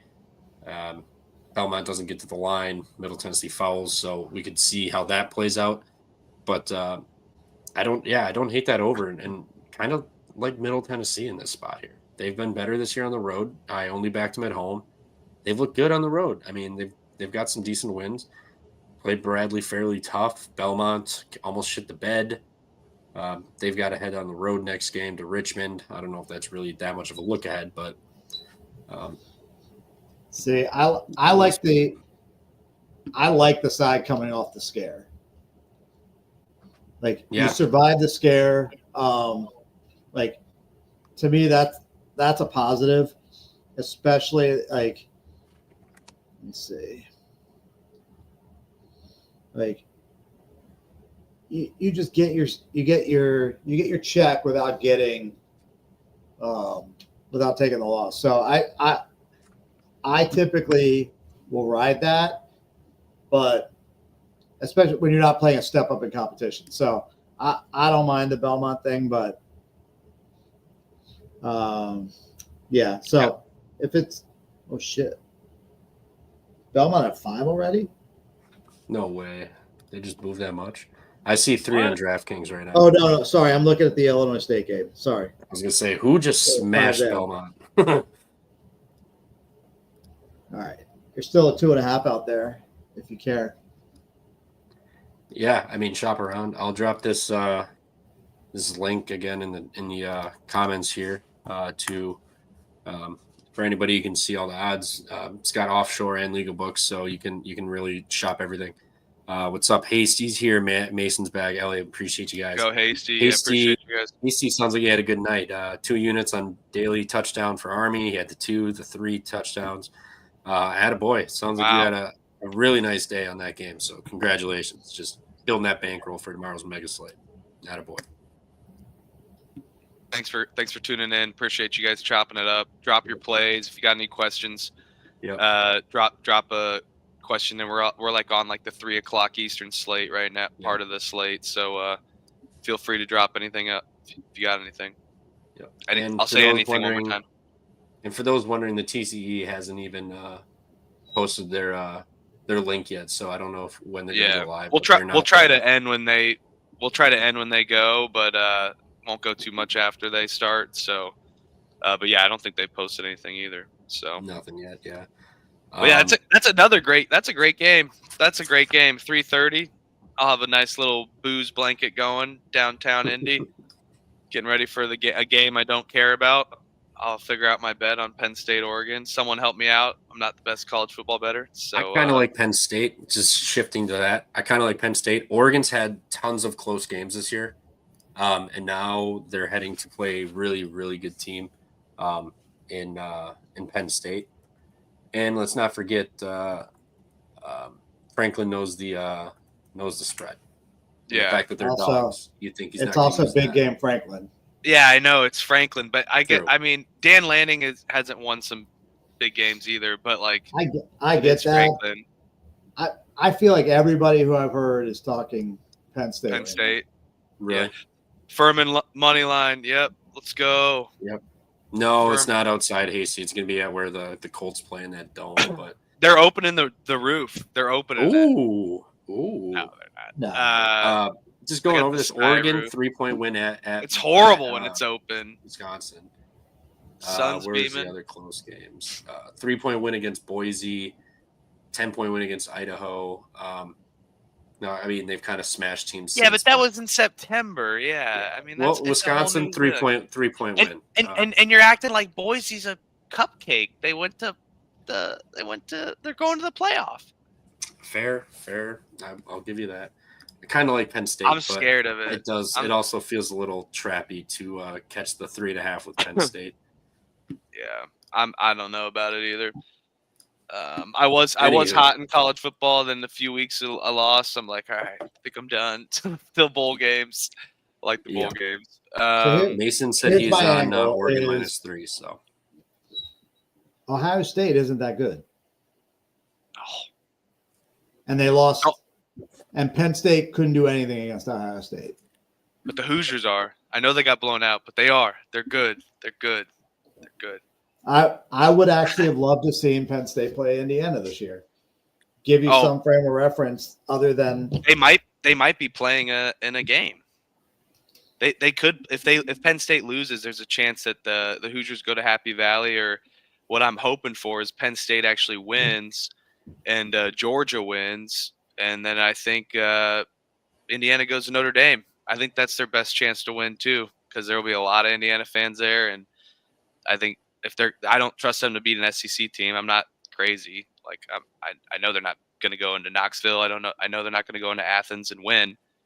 So I'd rather go to Notre Dame or Happy Valley. It's Athens, bro. We got our butts beat in Ohio State. It is a warmer environment, and our punter definitely screwed that game on two two fumbles. So yeah. But whatever. So yeah. Anyway, but where were we can move on. We're at the 4 o'clock. We're at the 4 o'clock Eastern. 4 o'clock Eastern. There's not many 3 o'clock games. Here we go. 9 minutes in. Haven't you had dinner yet? Unless you want to talk about Air Force Stony Brook. That game's horrible. It just missed the list for me personally. That game is fucking terrible. Shout out TC. They will talk. I won't even bet that game, and I'm a volume shooter. I will not bet that game. Hell no, This I'm one not I'm betting interested that in. game either. UNLV visits Creighton off of the Kansas win. UNLV hasn't looked incredible lately. It's a 5-point loss to Northwestern on the neutral, and then got smoked by Mississippi State. Yeah. Memphis, they played tough by 6 early in the year, but this just feels like a nice sandwich spot. You had Creighton coming off of the MTE, San Diego State, A&M, and Notre Dame. They come home, they beat Kansas by 13. Now you have UNLV, and you travel to Bama next game. Yeah. This feels like a sandwich spot if I've ever seen one. And I kind of like UNLV here. 12 points. If Creighton didn't win that game, what would the spread be versus UNLV? 9? 8?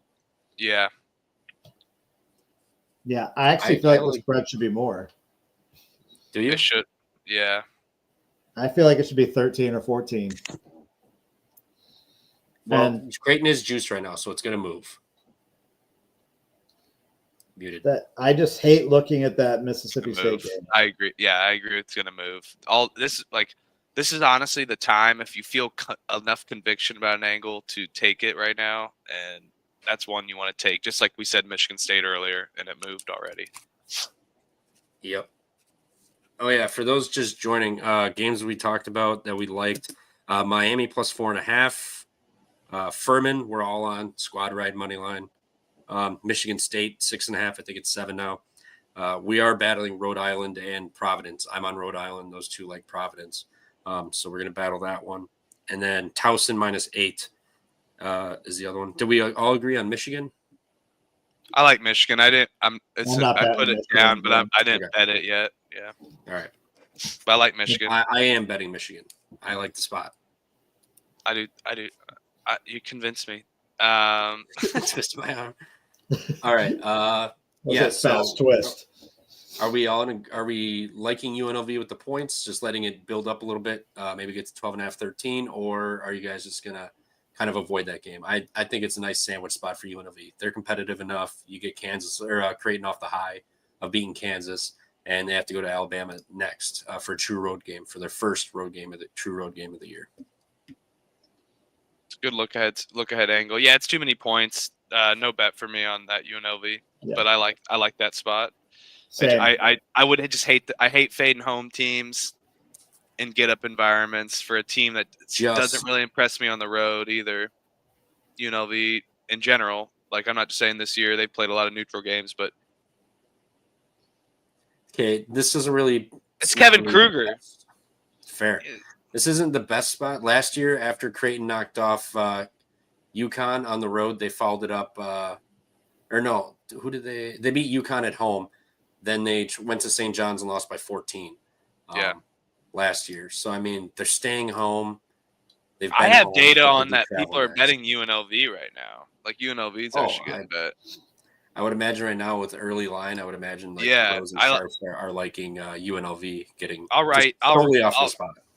I'll write them down, but yeah, I put weight next to it. I'm gonna if it goes up to 12.5, 13, I'm on it. If it sits at 12 or 11.5, I'll play it there. But I think this is gonna go up another half point at least, maybe even more, to be honest. Hey, we missed this angle, but does St. Thomas? I'm gonna grab a beer. I'll be right back. Does St. Thomas drill Montana? It's at 3 Eastern. St. Thomas, I think, laying 4.5 versus Montana. But the thing is, St. Thomas off a big road win against Northern Colorado. But it is a home spot for them. Montana, though, off a big win against South Dakota State at home. I'd say I like the over, but Montana defends the 3 well, and that's where St. Thomas actually does most of their shooting. It's been bet out of my price range. When it was 4, I liked it. Now that it's 5.5 or 6, I'm starting to like 6? It. Some places, yeah. Oh shit! My thing's old. What I'm staring at, then I got to get out of here. Yeah, DK 6. FanDuel's 5.5. Yeah. Well, we can move on. Fuck that noise. 4 o'clock. Washington State's catching 8 against Boise State at home. Who is? Washington State against Boise State at home. Has Boise hit the road yet? No, it's in Boise. Other than a neutral? Oh, it's in Boise. Oh, it's in Boise. Yeah, I don't like. Washington State just had that big win at Nevada, but Boise at home is nuts too. Yeah, you can't fade Boise at home. But they did fucking lose to Boston College. That was on a neutral given. And they beat Clemson, yes. No, they didn't beat them. They smoked them. That game was more of an ass-kicking than that final score represented. No, you're probably right. But still, that's a lot of points. But yeah. I look at it. When I do this, I look at Boise's schedule and I go, they're losing 1 or 2 home games all year. And they're in the Mountain West game, maybe, or something. Right. Like St. Mary's is one that they could lose. Son of a bitch. I don't even know if that's not even at home. That's a neutral. That's a loss for them then, yes. This game's on CBS, too. So CBS or CBS Sports? Dude, Washington State's got some hoopers, man. Some hoopers. I'm a Actually, little I don't see many other potential losses. I'm a little stoned, but I might fade Boise State. I'm just kidding. I don't know. That's Dr. Green Thumb talking. Don't listen to him. Can't fade Boise at home. Oh, it's a semi-home. It's not in Boise. It's at Idaho Central Arena. So this is where it shows up. Oh, the Idaho Steelheads play here. The hockey team. But it's in Boise. There's a PF Chang's right across the street. Wow. B-Dubs too. Wow, this is Trader Five Guys. Wow. Trader Joe's, a B-Dubs. Yep, a Tupelo Honey, great chain, little nicer restaurant. Love those. You're gonna get the West Coast guys next to a Trader Joe's. That's a problem. That's a problem. Yeah. Pullman's not Seattle. Fair. Yeah, Pullman's Eastern Watch. Pullman's damn near Idaho. Pullman is the Idaho of the West. Pullman is like a small town in Indiana, dude. It is small. It is. There ain't much there in Pullman. That is one actually West Coast place I've been to. Fair. I would lean towards just backing Boise, personally. I'm gonna write down Washington. I'm gonna write down Boise. Like, you might be stupid. I'm gonna write you might be stupid, but I initially liked Washington State. When Washington State wins outright, you'd be like, God damn it, I knew I was right. Fucking the right amount of stone to figure this one out. No, I wouldn't. I can't. You can't think like that for how many games there are. Yeah, right. You gotta like it. That's why it's that's why it's tough to bet. If I was fucking a millionaire, I'd just bet so much. I'd bet every fucking game, but 'cause I feel like I'm more right than I am wrong. But that changes all the time. So yeah, Washington State. I like them, but you're right. I shouldn't fade them. Boise State at home. Mason's point here. We did talk about Ohio State. It feels like the ultimate smash spot for Ohio State, coming off of those back-to-back losses, and especially what happened at Dantold's Terrapins the other day. But KenPom has this 9. What do they got this? KenPom has this 9, and the books opened it at 5.5. Kind of an interesting number here. It's up to 6, so it is moving. But I liked Rutgers because I think the freshmen have looked pretty good so far. They've played some tough teams. They haven't seemed to be rattled. Dylan Harper's dropping fucking 25 on everybody's heads. Ace Bailey shows up too. I think they're fine. I think Rutgers is going to be ready for this environment. I think maybe the Pittsburgh loss kind of fucked up Ohio State a little bit. I like Ohio State, Mason. So yeah. it was a battle for me. But the number, what was it, 5.5? And it's up to 6. It's the worst. I fucking hate that number. There's still 5.5. There's still 5.5 on the blue book. 6 everywhere else. But I just said if you get your ass kicked in basketball, you normally should get up and play the next game a little better. But yeah. Again, I said I'm not. This is one I'm not betting just because I trust the Michigan State angle more so than the Ohio State laying points. Yep. So that's where we sit on that one. Did we skip over the Butler-Houston game? Or yeah, we did skip over it a little bit. What time is that? That's 5:30. We haven't got there yet. We didn't get to it. Okay, hey man, we're on the Eastern Standard Time. Although I shouldn't be. You fucking weirdos with your Eastern time. Come to the Central like normal people. It's great. We call ourselves night owls, and it's 9:00 on the Pacific West Coast. It's great. Dude, fuck the Pacific. Anyone that says Pacific time is the best, you're wrong. You're wrong. No one wants to watch football at 9 a.m. or whatever the hell you watch. It is kind of nice. No, because nobody do it the rest of your night. Believe it. Like, oh, great. Yeah, they don't even watch sports there. Your hand at 7:00 when the games are over. I'll surf it instead of that. Yeah, bullshit. Central time, cheers, I do agree is pretty good, but yeah, cheers. You got your Dale Jr. glass? Yeah, I found this. Isn't that awesome? Yeah, you found it at the bar and it ended up in your pocket in your wife's purse to head home. Yeah, I think so. Yeah, that's how my glasses showed up. Villanova at Temple, 11 points. Villanova's Philly laying. rivalry. Villanova off of the. I refuse to bet Temple just because they're a gambler. They've been noticing gamble. This is another game at the Wells Fargo Center. And a big line move. Yeah. 11 to what? It's 9.5 now. What am I looking I at? see I'm looking 10 at the pass. Let me do Villanova. I see Hey, 10. Grab that link that I sent you for the unabated. It shows you everything. Yeah, I know. I need that.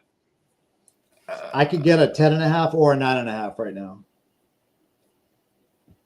10.5 or a 9.5. Temple blows. They don't have the Villanova lineup. What the fuck? Is Villanova back? They're not back. They just had a crazy win against Cincinnati. I mean, Oh yeah, I was all over that one. 31. Yeah, that was easy.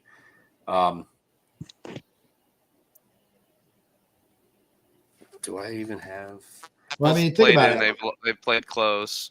If you think Maryland's good, they went to the wire with Maryland. Maryland's good.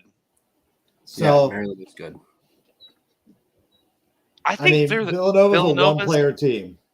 This is like they're kind of finding their identity. I think Temple plays them close for the most part, but this is one that gets away with them. I hate that 11 number. I'm glad it's going down. So, but yeah, ACC's Nova minus 10. I mean, yeah, I seen 10.5, 9.5 some places. Now on that, I'm back on the good stuff, not this old shit. you think Dixon's going to This score feels- 30? Then Yeah, that's the you go thing. Nova. I mean, Nova's got nobody on deck. Temple, Fairleigh Dickinson. Temple off of the LaSalle loss. Now you're going to turn around and play another Philly school. They have Holy Don't Family. get to the line a lot. They just drive. That's what I was going to say. Is Nova's shooting 81% from the line, and you're 326th at free throw attempts per game? Like how? Do they shoot too many threes? They do shoot a ton of threes, and guess who defends the three pretty well? Temple's got Jamal Mashburn too. Love Yeah. him. Another They're 30. gambling. Yeah, Yeah. he's been around for a while. It's pretty much like a one-on-one show. I mean, That Mashburn's COVID 30 eligibility is style. the best paycheck booster in the world with the NIL money. That extra COVID year. Perfect time for it. Yeah, good way to profit off it. Good for them. I would kind of like Temple, but again, the gambling aspect. Granted, they're probably not doing it with the investigations going on, but just can't trust them. But it's Nova off of a huge win, like a season win. Like now they're laying 10 to an in-state, in-city rivalry. Feels a little much. Feels like Nova by 6 or 7. I'm writing down Nova. Battle you on that, but fade Kyle Neptune. I agree, but I just Not worth my money. Temple's going to shut their water off from 3. Force them inside. Yeah. Yeah. Who do they have to stop Dixon? It's a fair point. Steve Settle. I was just going to say Steve fucking Settle, but he's 192 pounds. He's 6'10", 192. Going up against a 6'8", 265. He's going to get fucking bullied. So, I mean, okay, I'll put you this. Dixon scores 31 again. Do they score enough to beat Temple by double digits, though? If Temple is taking off their threes. I mean, that's what Temple does. They don't let you make threes, take threes. Temple's dick. they fucking. So is Villanova. This game sucks. They should just let's rob each run other. from this. It's horrible. This is a crosstown rivalry though, and I love it. So give me Villanova sneaking by a 12-point banger. All right, I'm writing down Temple plus 10. Temple will be competitive. I think the angle's first half Temple, and then Villanova runs away with it. Here, I think Hasty just figured out the game. Dixon props. Yeah. PRA, points, rebounds. I think anything would Good, actually be good call, Hasty. That's fantastic. Yeah, I would play the Dixon props in this one. Also Temple in my opinion, but I don't want to bet this game. Should we go to the 5:30? We did skip over one in the last window. Stanford Cal. Stanford heads to Cal. Little rivalry here. Stanford has looked all right lately. I mean, I know you beat Utah Valley by 14. But Utah Valley scored 7. Utah Valley scored 7 points the final 10 minutes of that first half. And then I believe it was about even. Was it 37? Stanford outscored them by 2 in the second half. Okay. Give me Cal. Yeah. There's going to be a ban. I'm plus 10 million. There's going to be a ban on the fucking court. I like Cal. Give me Cal. This team's back. I want Cal to be back. I mean, look at Stanford's wins. Like, they beat Norfolk by 7. They beat Santa Clara by 2. Lost to Grand Canyon by 7. Lost to Poly by 7. Like, the Utah Valley, like you just said, they won by 14, but there was a weird stretch in that game. Like, Cal's been consistently competitive against better teams. They should have won. And they got Peja Stojakovic's son. I'm not fading him. Oh, he transferred. Stojakovic transferred to Cal from Stanford. Yeah, and I think Cal's got they got Lou Dort's brother and I can't remember who else's son. Javon Blackshear from Grand Canyon. No, it's someone else's son from the Marbury. NBA. Marbury's son. Yeah, he doesn't play, but it's his son's on that team too. So Marbury and Stojakovic. Also, shout out the Stephon Marbury shoes for $5. If you had those as a kid, you're a legend. I did. Or five fucking dollars. Give me Cal. This is a rivalry. Yeah. I like Cal. It's a good number too. Yeah, it's a great number. I think Dort's brother is going to play a little more though, because he'll have the size to match up with Maxime. Cal has nobody else that's really size-wise able to keep up with him. Should we call out Elliot's got a good call out? What time's that at with Elliot? We're going to look at this game next. Yeah. So before we leave that game, I like Cal plus 10. Write it down. 10. Isn't that what? Or no, I'm looking at the wrong one. -2, and they're laying 2.5. Oh, they are. Okay, I was looking at the wrong one. You're looking at You're Temple. still thinking about Villanova. Yeah. Yeah, it's Villanova Temple. Yeah. All right. Yeah, I like Cal with the points there. I like Elliot's angle on UTEP because Seattle does. Seattle's kind of public, and UTEP forces turnovers. Let me pull that game up. Trevor knows I hate Seattle. We all hate Seattle out of the crack house. Every time I take Seattle. They're better as a dog, but... Hey, UTEP beat Santa Barbara on the road. I was on them. Plus 4.5. It's great. Attaboy. They were catching points, too.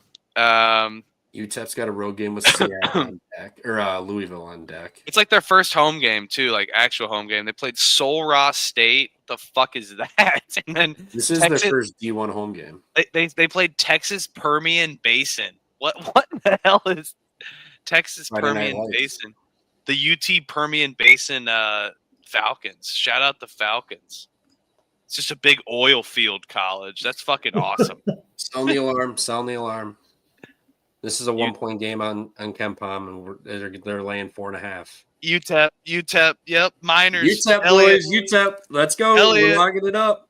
Elliot's into it. I love it. Bang. Love it. That's Elliot, 3.5 points. Elliot's a good dude. Shout out, Elliot. Yep. Appreciate you, bro. I didn't even need to look into it more. This is that's an angle. 3-0 on these plays. You're getting 3.5 plus on a off. Sul Ross State University. This Sul Ross State University, though, they played. Well, first off, their logo's horrible, but it's in San Antonio.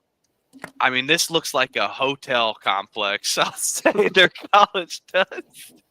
Okay, that's the funniest two I've seen them of non-conference playing D2 schools. So go oil fields. And on top of this is their first D1 home game of the year.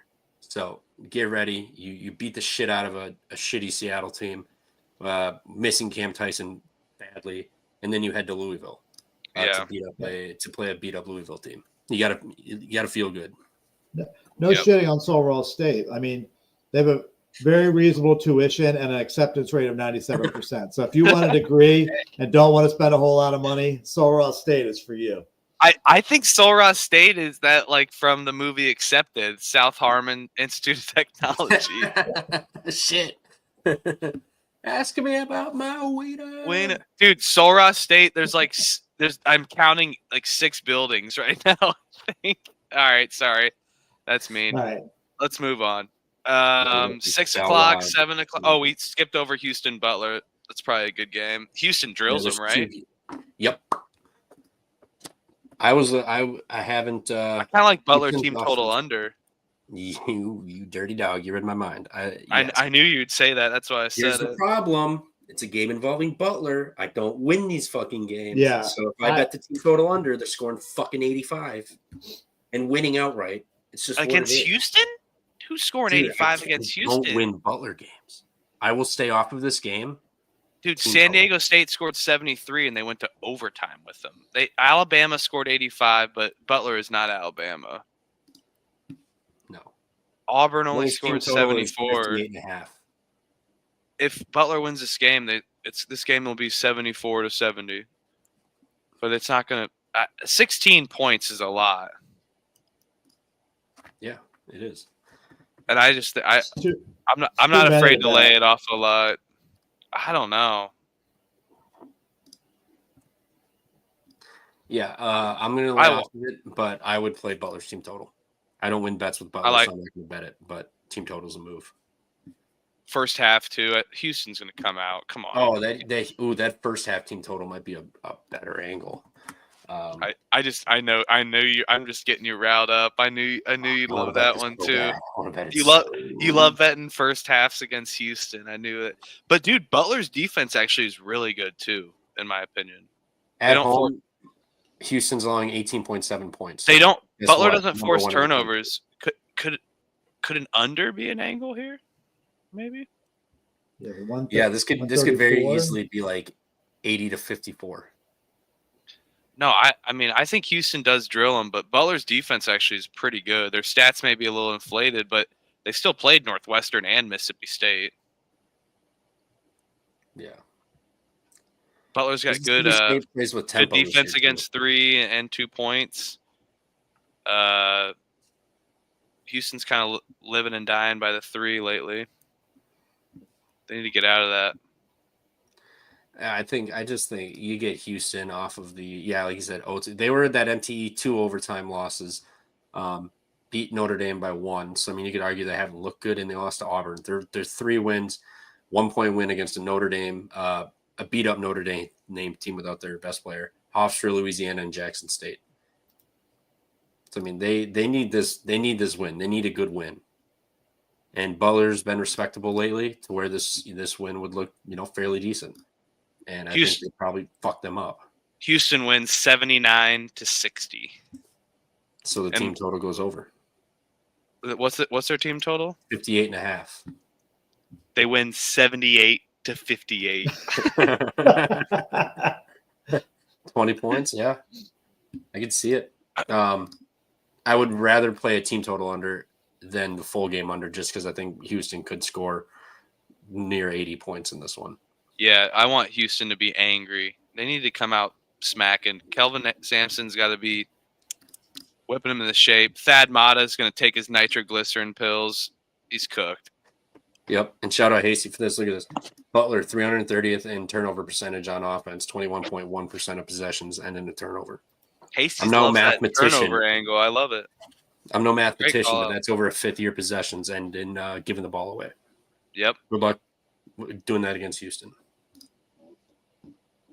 When we can move on to the 6-7. I think there was one other game I was wanting to talk about there. Oh yes, Grambling Pepperdine.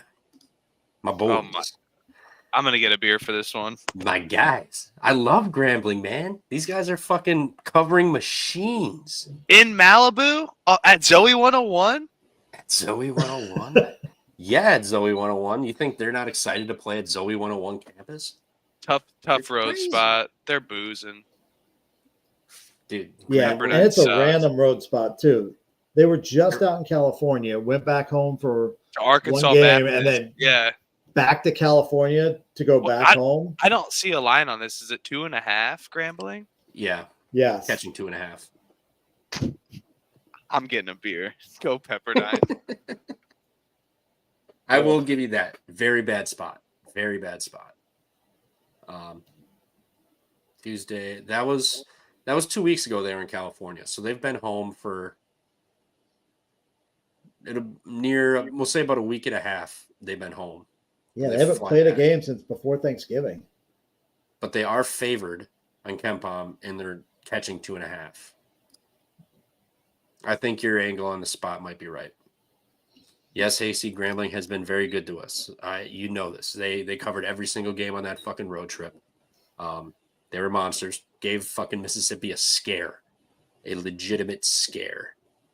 But But now you need them to win, essentially. essentially, yep. It's a much different story. 3-point loss at Cal Poly. We're not going to hold that over them. Cal Poly's good. 11-point loss to USC. That game was tight. New Mexico blasted them, but they hung in there and covered. Florida, they covered. Lost by 24. Mississippi lost by 2 points. All true road games. Now you're going to head to Pepperdine, who has beaten Life Pacific, Western Illinois, and New Mexico State. New Mexico State was a neutral. Their 2 home wins were Western Illinois and Life Pacific Insurance Company. I think you're right. They lost to Fullerton at home by 9. I just Grambling's don't. got guards. But the fact that they're catching points when they're favored on KenPom is kind of scary.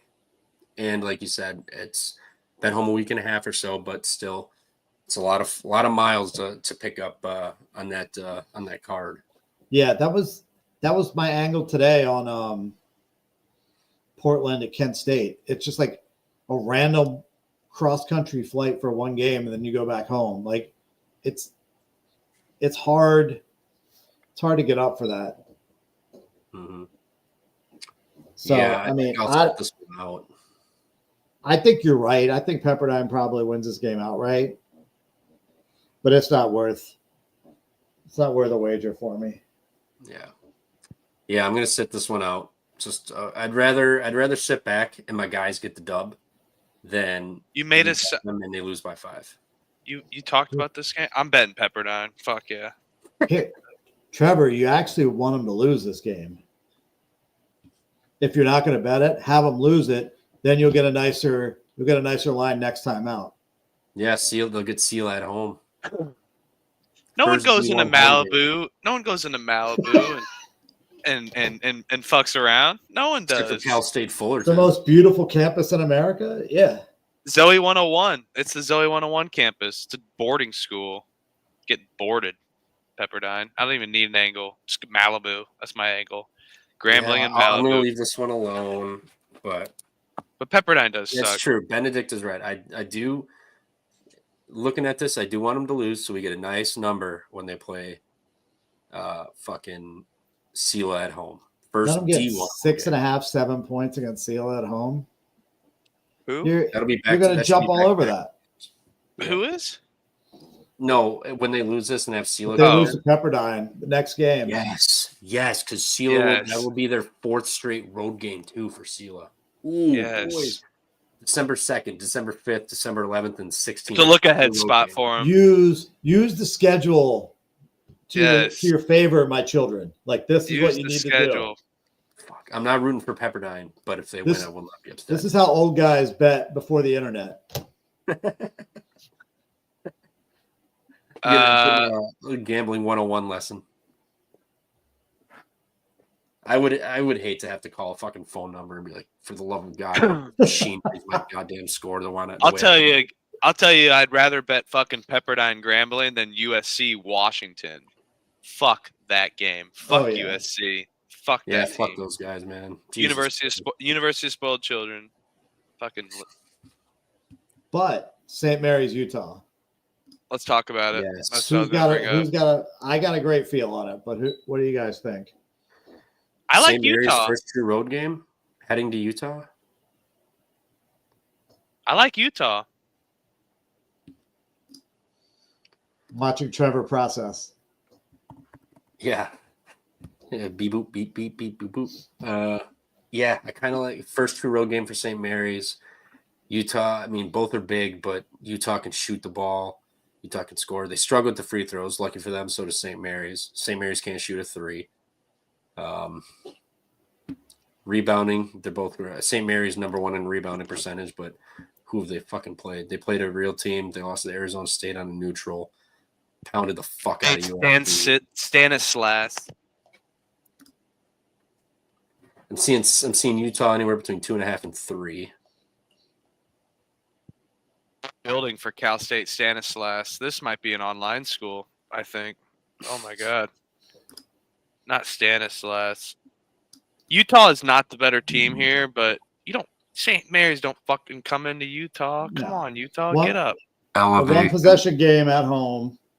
Give me Utah money line. Right? Is it minus 130 or some bullshit? What is it? Minus 2.5, so it's probably like 140, 145. Yeah, minus 138 on 138. I'll put $138 on it. Let's go right now. I'm in. I hate it. See, when I get anything below like around 2.5, I'm kind of fine taking the spread. Dude, St. Mary's is always like fool's gold, I feel like, too. It's it just fucking, I don't know. I mean, they beat up Cal Poly, they beat up USC, they beat up all these teams. They lose to Arizona State. And this will be Utah's first test. They have not played it. They've been drilling these teams outside of Eastern Washington. And Mississippi State, that game was kind of a blunder, and Utah was up from the first half for majority of that game, and then they blew it. So, but you don't come on a road spot. Both teams don't shoot the free throws either. They got Utah, Boise, Merrimack, Utah State. Their next 4. They just survived as a 22.5-point favorite in an overtime game against UTSA. Ahead of this, so you're getting them off overtime.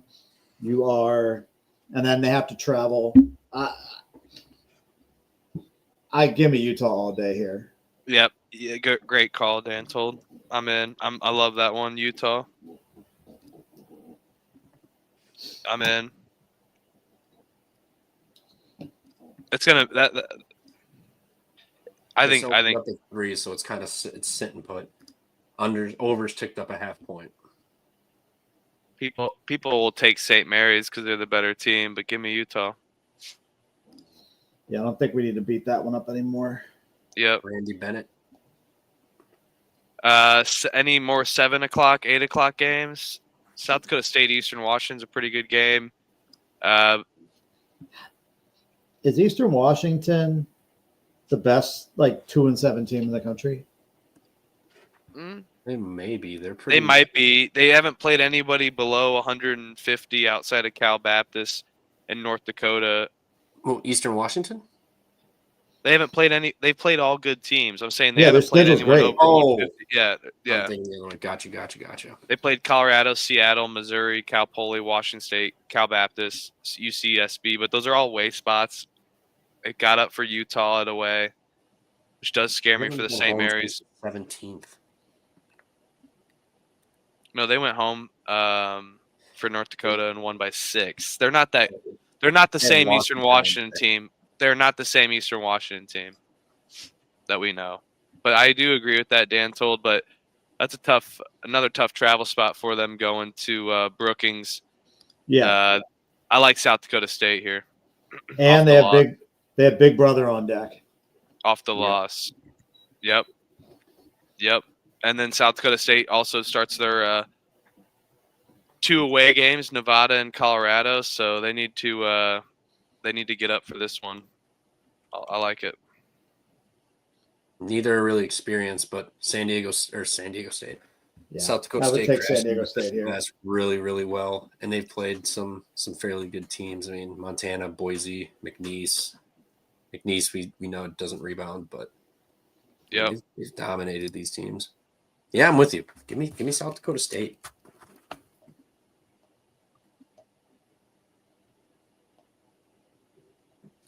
Yeah, I like it. I wrote it down in Brookings. I used to go to South Dakota for my job. They love it up there. It was fucking crazies. Anyone else? Hasty's riding with you on Utah money line. Let's go. Come on, Hasty. Utah. You guys might be dragging me into this one. We're soaking. We're soaking on this one. Can't beat a good Saturday soak. I'll just say this. We don't need to say anything else. Lay it out. This is our last time probably getting a 32.5 spread in these games. Give me Oklahoma against Alcorn State. Fuck Alcorn State. Fuck them. Alcorn State just covered. They won't cover against Oklahoma. If you're going to do that, they have just get real nasty and mix it with Ole Miss. Oh yeah, this is our last time for. And we probably got like a week or two left of this for most teams. But people start playing good teams come Christmas, and Christmas is here before we know it. So, yeah, I like that. Elliot, we'll look at that. We'll look at that game next, or those two games next. Yeah, what game? Let's hear it. We can move on. No I got something on this Oklahoma. Oklahoma has Oklahoma State on deck. That is true. Week out, but they got Oklahoma State and Michigan on deck. They just played Providence, Arizona, Louisville, Georgia. Alcorn's been getting Alcorn in here. Alcorn's been getting drilled outside of. But KenPom's got this 28. Fuck KenPom. I'm just kidding. I'm looking at it right now. Doesn't fit my narrative. Fuck. I'm looking at it right now. I mean, they got whatever. Take Alcorn. Take Alcorn. No, I'm not. No, I'm not. I'm just saying. Maybe an Alcorn team total under. Maybe they haven't been at home yet this year. They have not stopped. I know. I love these teams for doing that. Yeah, shout them out. All right. Let's. Any more 8 o'clock games? 8 o'clock. So do we want to hit that? 7 Central. Let's hit up for Elliot. Yeah, he's got a couple. Portland State. Denver at Portland State, 5 o'clock Eastern. What's Portland State done? Just got smoked by Seattle.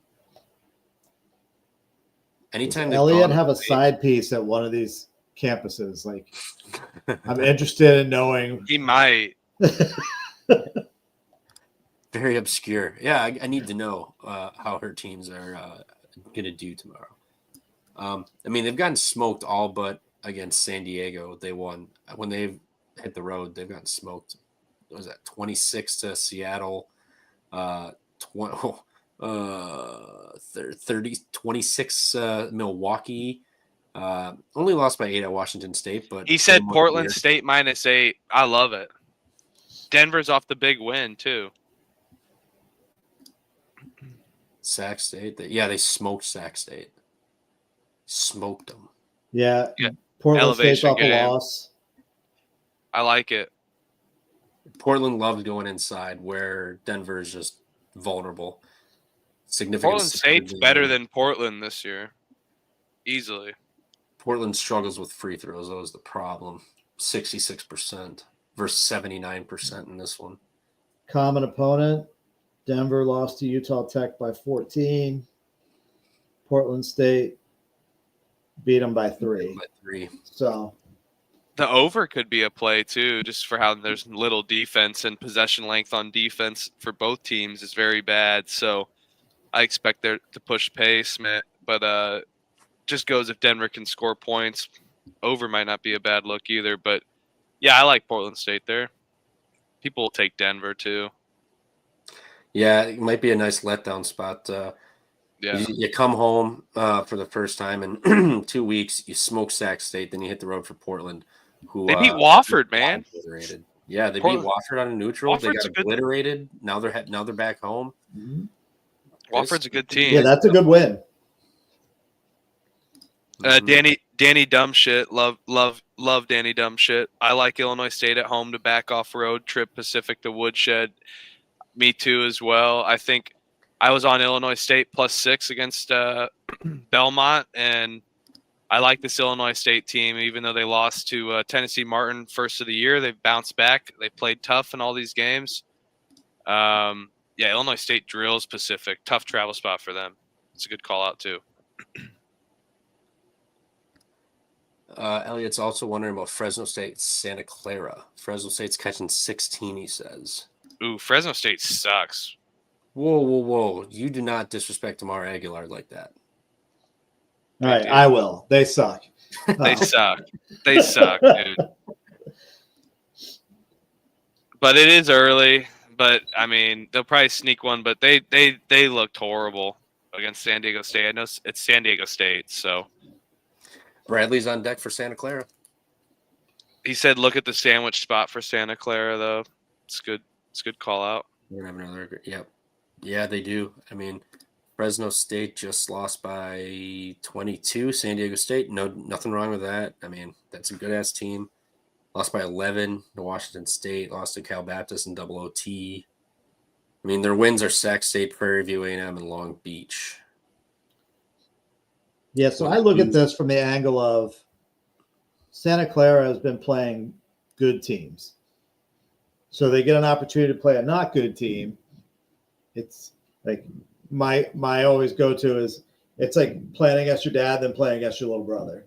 Like your game got better because your opposition is not nearly as good. And so you're up.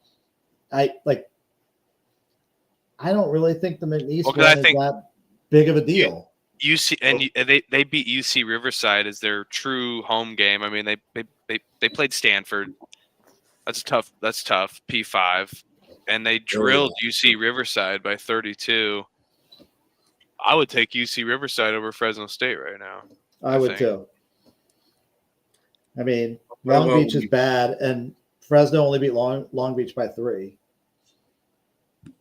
Just have to lose by 15. No, I know. They lost to Santa Barbara. They lost to Bakersfield. Like they would be a bottom 3 Big West team. It's a lot of points. I'm not laying 16 with Santa Clara, so I think the better side is just to take Fresno State. But what's a Fresno State team total? Fresno State stinks. I've watched them. They're bad. They're bad. 155 total. I think their defense could keep them into it, though. 69. But here, I mean, they played Washington State, Cal Baptist, San Diego State, no Santa Clara.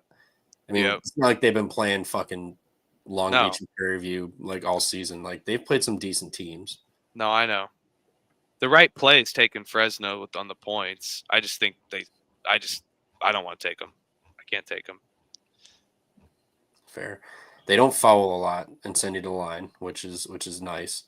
I mean, if Fresno shot better free throws, I would be more inclined with Fresno State on this. But does 16 feel like a lot, like they're going to smoke them? Or is it just like this is Santa Clara, and they've been a public darling this year for a little bit. I mean, they beat St. Louis where everybody loved the first game. Yep. And then, they've kind of just been all right. Beat TCU, beat McNeese. Tough game against Washington. Tough against Stanford. You got Bradley on deck on a neutral. Are they really looking to drill Fresno by 20 here? Or just kind of, all right, we won by 13, 14. Just move along. Yeah. I think if I was betting it, it'd be Fresno, but yeah, I'm all right. I think I would like that over just because Santa Clara may just kind of be going through the motions, and Fresno will. They both push the pace too. Yeah, you got a point there. And it's not like it's elite defenses playing here. I mean, other than Fresno not fouling, I mean, they don't crash the glass. So Santa Clara could get some extra points there. They struggle to shoot the 3, but I mean, they do get a fair amount of points at the line and inside. and they do have a little bit of size to kind of bang. I mean, they got Morsek from Hawaii. What's he done? 2 points, nothing. He hasn't really done much. Playing 12 minutes a game. Yeah, I mean, Mason makes a good point. The line is weird and obscure, but I think the books even think just Fresno blows. This team stinks. Yeah, I think it's a little bit of an overreaction. They have Paul George. Lately. Paul George needs to donate some money to this. Fucker. Anyone else got anything? We got a. I think there's a couple more games in this later window to go through, but we definitely got to end on Kentucky Gonzaga. Well, that's where we got to end on. Yeah, right. I'd say we have to end on that. I think San Diego State drills San Diego, right? Or no? Is that the little brother angle of play? The big win. The Toreros stink. Too. Yeah, I watched what Arizona did to them. Steve Lavin don't got those guys up. Watched them against Ryder and all home games they've lost pretty much. Yeah, you're feeling. I mean, I'm not saying you were feeling good, but I'm sure you were feeling good. San Diego was playing in there kind of tough the first half, then. Oh yeah, shit the bed. Yeah, that was brutal. That was brutal. San Diego State's gonna shut their water off from 3. That's where they're not gonna get anything there. Not like they do. I mean, they shoot 25% from 3. Can't hang on to the ball. You can't rebound. You shoot sub 69% from the line. You shoot 48% inside the arc. Got no experience going up against Dutcher and the boys on the road. Who does San Diego State have on deck? Cal Baptist, no look ahead spot here. This feels like a San Diego State murder. What did they do last year against them? Fucking Steve Lavin. I like Steve Lavin. San Diego State went to that's UC San Diego. They did not play them last year. Never mind. So nothing. But it's not like San Diego's got experience. They are 354th in the country with D1 experience, so they're almost bottom of the barrel. Now you got to go play Dutcher and the boys on the road. San Diego State just beat the shit out of Fresno State by 22, following that Houston, Oregon, Creighton, Gonzaga stretch. They've got nobody on deck, so I think if they did that to Fresno right there, and it wasn't like a sleepy spot, I don't think they're going to be sleepwalking through this either. Especially Dutcher. I think San Diego State probably mauls them. What's the 24? Okay, so is San Diego better than Fresno? Yes. No. Fresno lost by 22. San Diego sucks. They're horrible. They almost lost by 40 at Arizona. They'll try to push the pace. Oh my God. I feel like an old person there. Shoot the pace. My voice like cracked and then I had a cough. That was weird. No, it is a lot of points, but this it could be a team total. I think it's better a team total under angle for them. San Diego State 0-3 against the spread at home. You got to get one eventually. San Diego's total's 58.5. Are they going to get 60 points? They lost. They put up 53 at Arizona State. They scored 69 at home against Marion. 68 against Idaho. Their second true road game, and it's a back-to-back 4 days later. So you play Tuesday, Wednesday, Thursday, Friday, and then Saturday you are playing your inner city. So you kind of essentially somewhat a home game, but I mean, San Diego State is equally as scary as Arizona State, in my opinion. I mean, San Diego State's been playing with pace and scores this year. Not pace, but efficient offense can score the ball. Yeah, I don't see San Diego State scoring 82 games in a row. Like, if I'm betting this, I'm taking San Diego. But I'm going to have all my attention elsewhere at 10 o'clock tomorrow. Yeah, we should end on that. I would go San Diego State in this game if I had to. So we got a little differing opinion in this one. Where is that game?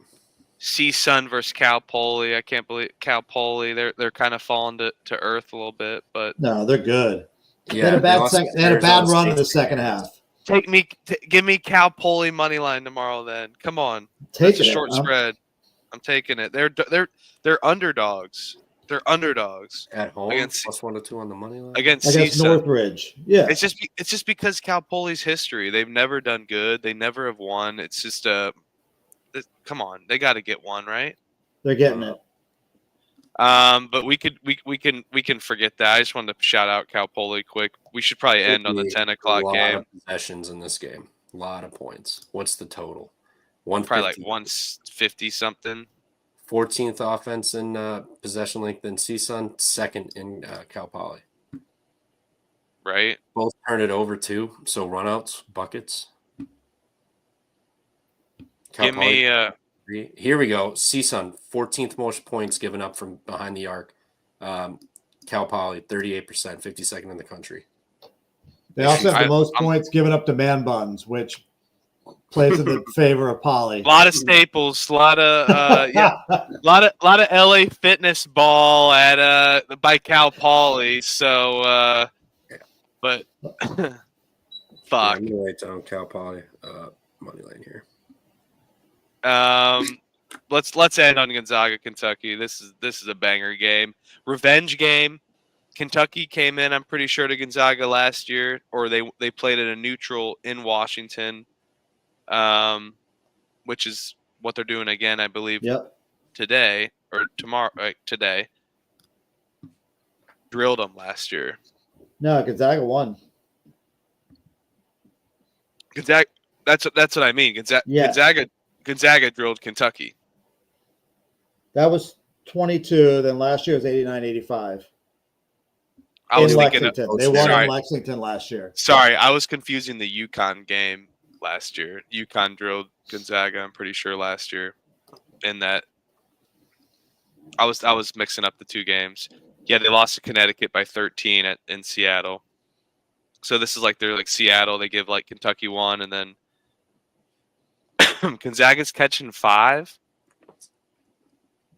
No, Gonzaga's laying 5.5. Yeah, I don't know how I feel about that.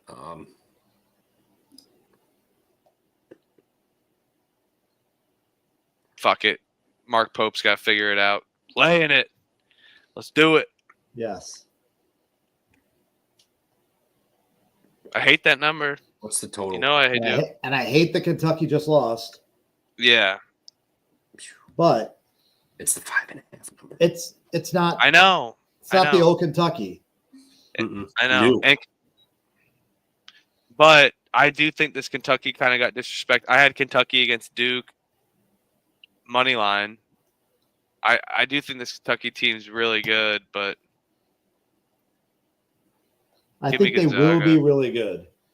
Yeah. I mean, you got Duke in Duke's third game. This is their freshmen. They lose 2 in a row. People are worried about Kentucky because they're psycho fans. They beat the shit out of Colgate at home. Beat the shit out of Louisville. They beat the shit out of Louisville at home. And then they can beat Ohio State on a neutral. And then they go undefeated up until some type of road spot. Mississippi State. Which is Mississippi State is probably the most likely answer. I think Georgia could give them a run for their money too. But I hate the 5.5 number, but I like Gonzaga here. Oh, Huff, I love what you're doing. That just made me so happy. You ran the schedule. I'm like, I did the exact same thing. I'm going, lose this. You go, win. You beat Florida, high and mighty. You barely squeak by Georgia. Yep. And then you get smashed by Mississippi State. Yep. Or you get smashed by Mississippi State, or Georgia steals one. I think Georgia could steal one, honestly. Yeah. I would definitely take Georgia with the points. If they beat Florida, I'll take Georgia with the points. Because they'll be getting points at home that game. They've got Connecticut on deck who beat them last year. So that obviously, you're not looking past Kentucky. Nope. There's a little something in there. Looking forward to this Connecticut game. I think the letdown is Connecticut. Yeah, but this is the Climate Pledge Arena again. Or no, they go to Madison Square Garden. Like everyone this thinks is in UConn's Seattle. down. Yeah, they're playing in Seattle. This is in Seattle. Take Kentucky. I've taken Kentucky. I did not take them against Clemson. That's a bad Nope. bet. We were all I on took- Clemson. We were all in Clemson. I took Duke. I took them against Duke, and I pretty much rode them the rest of the way because their lines were disrespected, like 20 points against some random team like Western Kentucky or something, or it was not Western Kentucky. It was like lower than that, Lipscomb. No, I think I this is gonna be a great game, but I like Gonzaga stealing by on the free throws late. I think I'm going to battle you here with Kentucky. All right. I like that battle. I don't know. When I said it, it doesn't Fucking sound say right. it. No, when I said it, it didn't sound right. Like I think you may be right. These free throws. But I'm curious to see if it goes towards Gonzaga more or UK. I'm going to be watching this line heavy during watching the college experience because I think this line will be telling on who it goes towards. But I don't know. I think it's Gonzaga, man. I'm going to go Gonzaga. I'm going I like Gonzaga. Fair. Mason brings up a good point. Gonzaga hasn't played since the MTE, so it's going to be about week, 9-10 days ago. What about maybe a Kentucky first half, Gonzaga full game? Kind of come out a little slow. Kentucky thwaps a bunch of threes. West Virginia made 11 of them on them. Granted, that was in neutral, but they did. I just Kentucky think off the loss. you got they the might come out a coaching little angle. hungrier. Like, Few's a better coach. You've got more experienced players. They're playing in Washington. Like, I don't think Gonzaga starts slow. I think they're ready. They're old rivals, too. How many times did BYU or Gonzaga beat up on BYU, too? Yeah, a little extra motivation for. Then take Kentucky and quit Fuck. pitter-pattering. I mean, If I play Kentucky, it's first half. This is a loss that doesn't hurt Kentucky. They're fine. Like it kind of helps them. Like we ran through the schedule. Like if you'd much rather lose this game than lose a conference game. So you get this one out of the way, you get better, and then like I would love 4.5 though for Gonzaga versus 5.5. If it was 6.5, I'd be more inclined with Gonzaga. Feels like 5.5. They kind of just plopped it, and we're like, we'll see where this goes. It opened at I think it did open at 5. I'm looking at it now. I see 4.5 on DraftKings that opened up, and 164.5 total. all right, hold on a second. Well, look at this. DraftKings, 59% of bets, 67% of money's on Kentucky. Fuck, I missed the 4 and it's a moved up 5.5. 25 cents. I think it's Kentucky first half off the loss. They didn't shoot well versus Clemson. I think they'll come out. They'll shoot pretty well. They'll cover. Trevor two-step. Yeah. Yep. And then Gonzaga second half makes the adjustments and figures it out. I think it's a little bit of rust from Gonzaga. Not saying they're bad. Kentucky's got more experience. Mark Pope's a good coach, like you said. Gonzaga beat up on them at BYU, so he's gonna be a little motivated here off the loss. Gonzaga hasn't played in like 10 days. I think, Kentucky comes out first half, plays well, and then second half, Gonzaga just storms them. Dan told him, am I being a pussy here by saying we could get Gonzaga money line close to a pick 'em at some point live? No, actually, I wouldn't go that far as call you pussy, but I actually just I was trying to think back to early in the show. We were going, there was a money line we liked. And then I went, what about Marquette Gonzaga money line parlay? I love it. I like it. Fading Bucky's.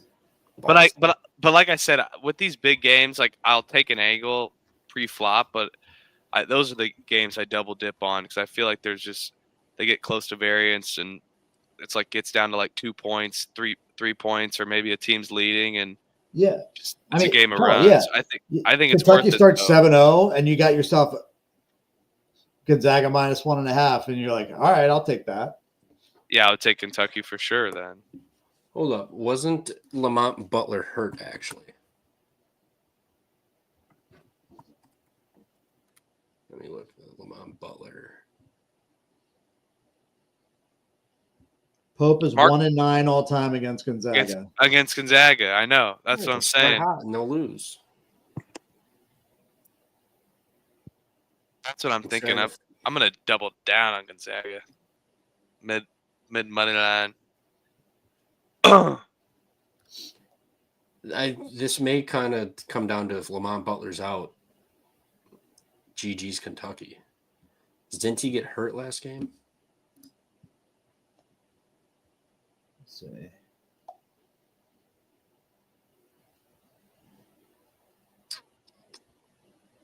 Yeah, he only played 19 minutes. Yeah, so he got hurt. All these All right. news articles are saying Mark Pope has a adamant respect for Mark Few. Yeah, you have He to. knows he can't beat him.